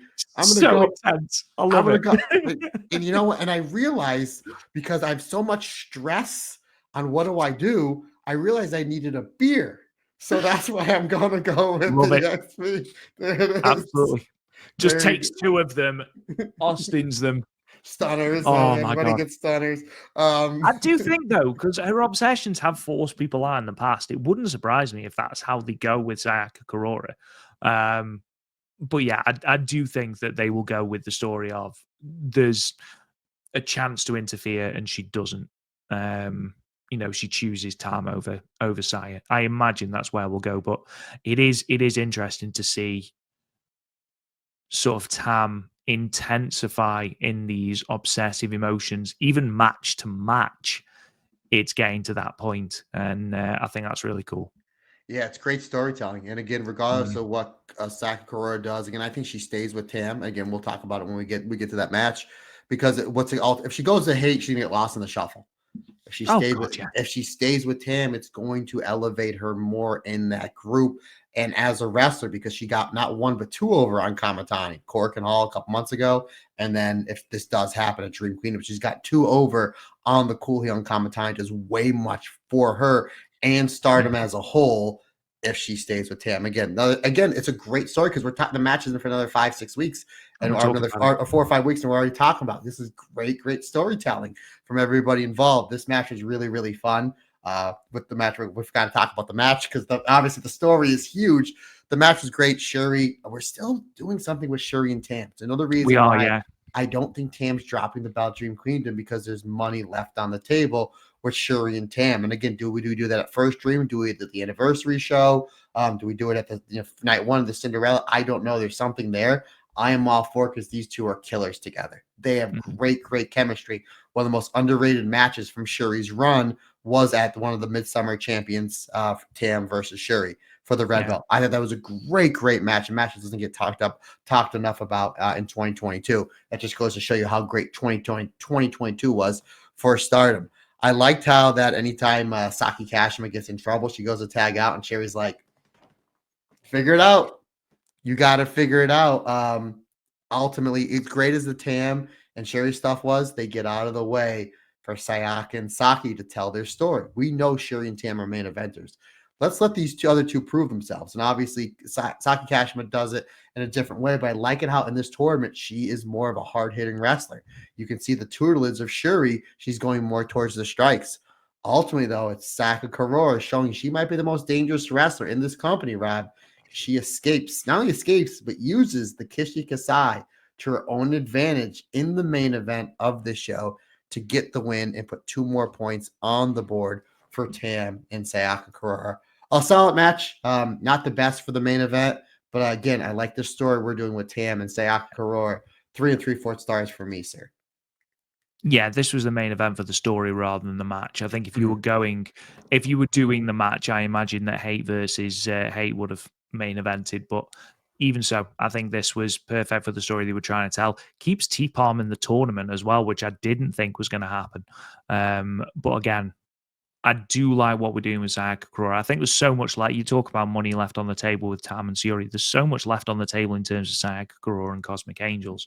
There's more in the relationship between Sayaka Kurura and Tam. There's more in the relationship between Sayaka Kurura and Aya Sakura as them as a tag team. I think there's more there. We'll see where it goes. I think it would be a mistake for Sayaka Kurura to turn. But then again, we did say we thought that it was a mistake that Saya Kamatani would turn. And look how that turned out. So what the hell do we know? We're just here for the ride. Absolutely. Moving on then, before we kick into EO and Kyrie Watch, let's look at the landscape of the Goddesses of Stardom Tag League. So the 2 remaining nights of the blocks come on the 30th of November and the 1st of December. So the 30th, as I've already said earlier on the show, is going to be live. It's Toshigi and it is Rina, Hina, and Hanan's homecoming show. So the card for that is as follows. So Blue Goddess action Sayori Poi versus Reckless Fantasy. You've then got some non-tournament matches, Aya Sakura versus Tora versus Motoi Hamabe, Suzu Suzuki and Yuna Mizumori versus Lady C and Rani Yagami.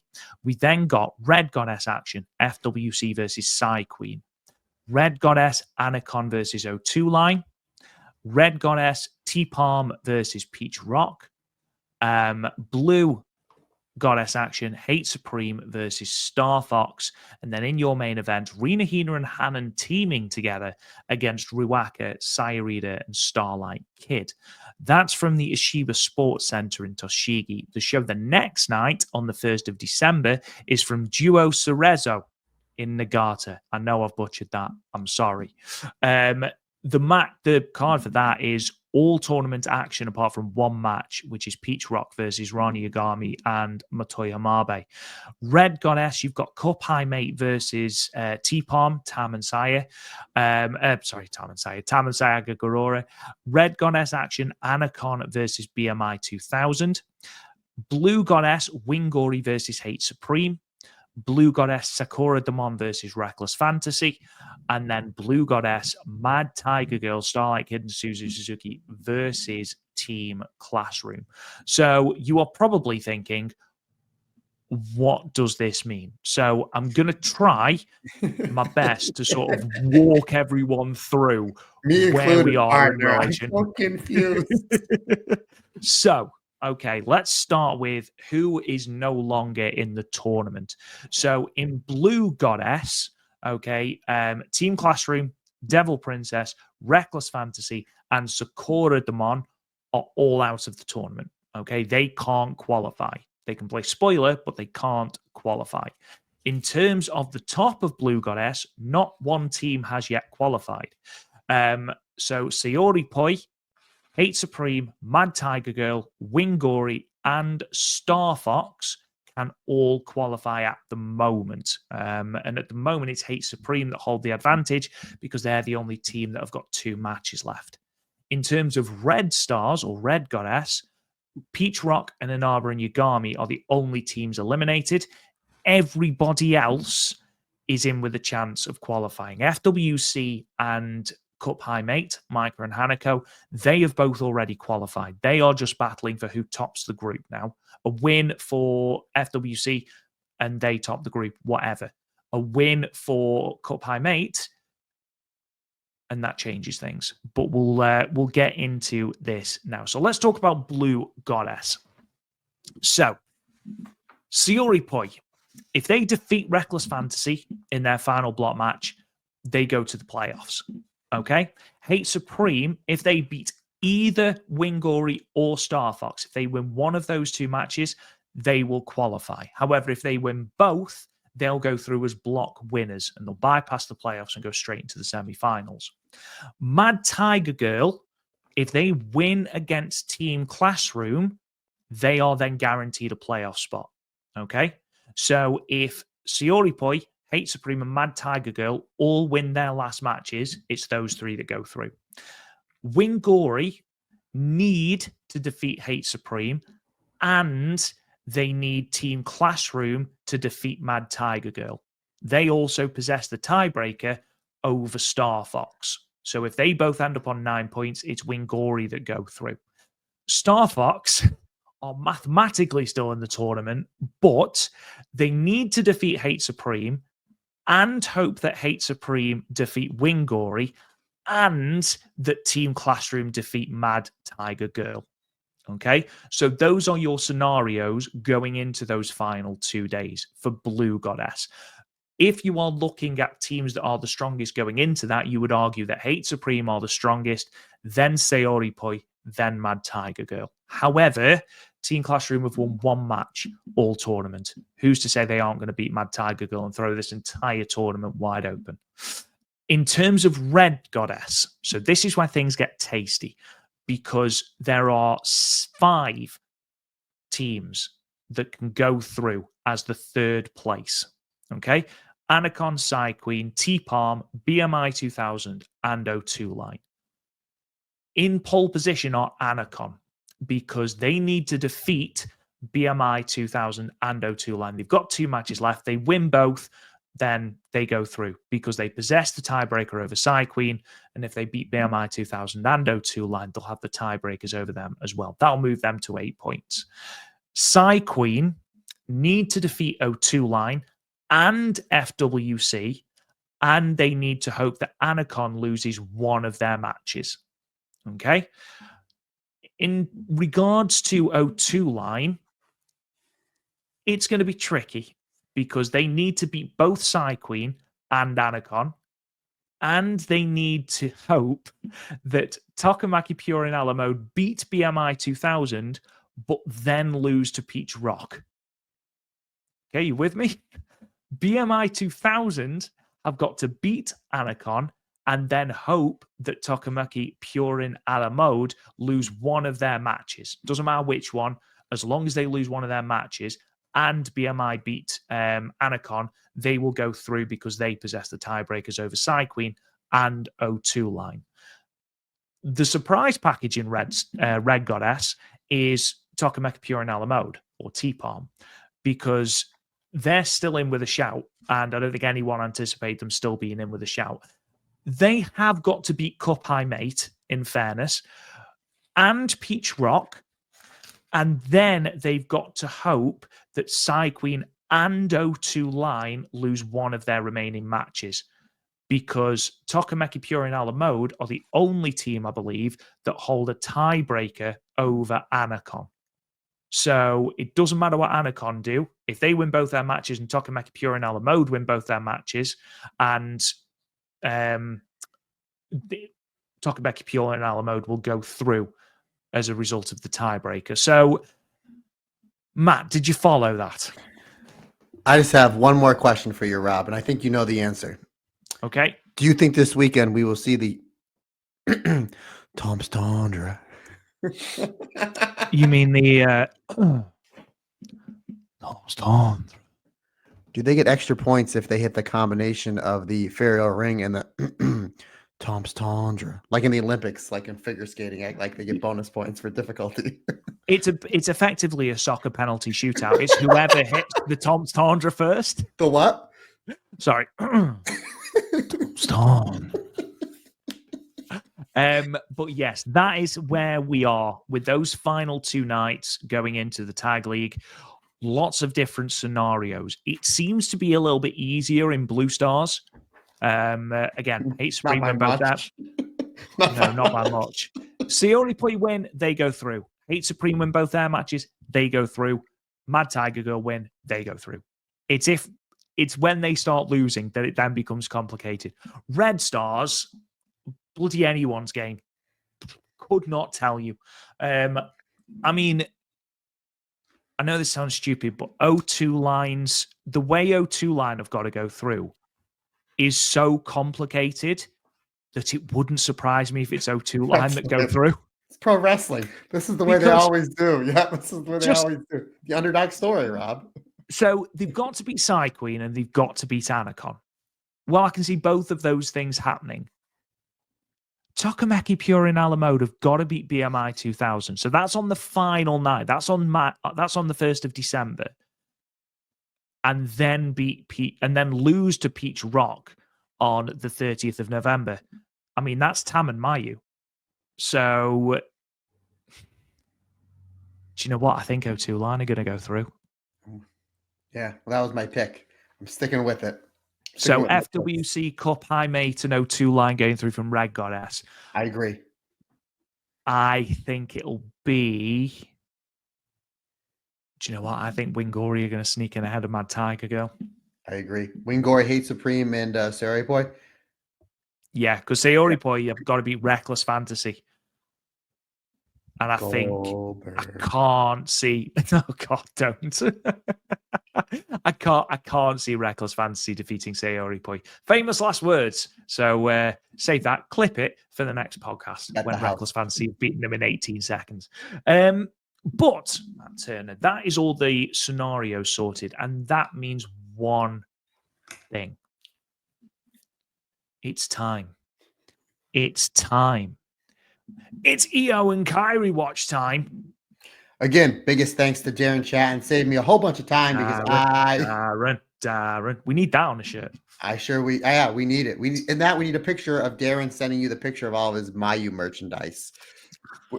Which, by the way, real quick, I know this is running late. You need to go to bed. But by the way, you get mad at Darren for sending in the Mayu merchandise. Who met Mayu not once but twice this year? You or Darren? I did meet her twice. Yeah, so there you go. So you have the ace card over him. Anyway, Darren, thanks a bunch as always. Appreciate your help. Now, really, Io and Kairi watch this week. Again, pretty much as Io watch. Not much going on as we're building towards War Games, which is happening this Saturday. So Io and Kairi watch will be a much more involved episode next week. So how this starts out, we go to SmackDown. Yes, not Raw, but SmackDown, as we have a qualifier for the Women's United States Championship match. It's a three-way with Bianca Belair and two vets. One, Blair Davenport, former Bea Priestley, and the one, Chelsea Green. You want to talk about Stardom gifts? There's one for you. But the reason why I bring this up is because towards the end of the match, there is a clip shown in the back where Jade Cargill is thrown through a car windshield. I'm sure everybody's seen it. She looks like at the end of in Endgame when the Black Widow is thrown through, so they get the Soul Stone. Anyway, another story for another day. The way that she's laying. So Bianca Belair leaves. Chelsea Green picks up the win. The why this is important is we go to, later on in that show, there's a big pull apart brawl. Io comes in. There's a big, the big 5-on-4 smash because obviously Jade Cargill's not there. It's more Io doing Io things, then getting beat up, and then Rhea Ripley comes in for the big save because she's the big star. Monday Night Raw pretty much starts out with a backstage segment where Bianca Belair says her tag partner and Jade Cargill will not be cleared to wrestle at War Games. Does anybody have any suggestions on who the fifth member could be? Io comes in and says, why not Kairi Sane? Which then everybody shuts down. I was like, what does anybody have anything to do against poor Kairi? She's not even there. She's the sweetest person. They're like, Bianca Belair was like, girl. Eventually, Rhea Ripley just says, I don't care who it is. Just make sure everybody stays out of my way because I want Liv Morgan. Eventually, it is Bayley. So Bayley is the fifth member on Team Rhea for War Games. So that was pretty much all Io and Kairi watched, was just a whole bunch of pull-apart brawls as we're building towards War Games. But I did think it was funny how Io was like, yeah, Kairi, let's bring Kairi in. Everyone's like, oh, absolutely not. I'm like, why? Why not? What's wrong with you? So harsh. I know. Absolutely. Poor Kairi. Right here, Rob. I know. It's fine. It's fine. The Pirate Princess will eventually come good. Ladies and gentlemen, that does bring us to the end of this podcast episode. Thank you so much for joining us. We hope you have enjoyed it. Don't forget, if you are listening on a podcast app, leave us a 5-star review or a comment. It really does help us out. And don't forget to subscribe as well. Check out the Patreon, www.patreon.com/the Stardom Cast, where you can get all of these episodes early and ad-free for as little as $1 a month. And we have a whole host of bonus content as well on a whole host of different tiers. Check out the website, www.talkjoshi.com, for all of the news coming out of Marigold and Stardom, archived of all our podcasts and our show notes as well as all the history and the stats for both promotions. You can find us on all social media at either the Stardom Cast or Talk Joshi. Make sure you check both Threads, Twitter, and Blue Sky, because we've got all of them now, because why not? We've completed the set. Also, it is 8:20 Japanese time, which means that it is the birthday of Saya Kamatani. Happy birthday, Saya. Ladies and gentlemen, thank you so much for joining us. Matt Turner, signs off, good sir. Yeah, real quick before I sign us off, again, this is Thanksgiving weekend for here in the United States. I just want to wish a happy Thanksgiving to everybody out there that's celebrating. Absolutely. Please be safe in your travels. Enjoy your time with your family. And I just want to say, I know it may sound corny, but I don't care. It's the way that I am. I'm thankful for each and every one of you. This has been an incredible year for us at the Stardom Cast and an incredible month. Rob and I were just talking about some of the numbers that we've seen for the month of November, and it's astronomical, and it's really all thanks to you. I mean, it's insane how well this podcast is doing, not just in the United States, not just in Canada, not just in Rob's native of England, but just in the world. That's really a huge thank you to you. I'm thankful for everybody there. Andy Header, obviously, I know you're listening, brother. Big thanks to you. You've, added a lot of really great stuff onto this podcast. And Rob Goodwin, super thankful for you for a million different reasons, but two of them, number one, is I'm keeping you way up past your bedtime. And number two, I know I've given you a lot of podcasts to edit. So I'm super thankful for the hard work that you put in each and every day. But it's a team effort. It's a reason why we're constantly kicking ass. And again, folks, thanks to everybody for the support. Folks, questions, comments, suggestions, anything you need from me, Matt Turner OF on the Instagram, on the Twitter, and the Blue Sky as well. Like I said, we are literally everywhere. So anything that I can do for you, please let me know. Folks, if you want to shoot me an email, the email address is thestardomcast22@gmail.com. Folks, that's going to wrap it up for another fantastic episode of the Stardom Cast podcast. We greatly appreciate your support. Can't do it without you because, like I always say, it's just not my podcast. It's our podcast. Because when all us together, everybody's different. Everybody's special.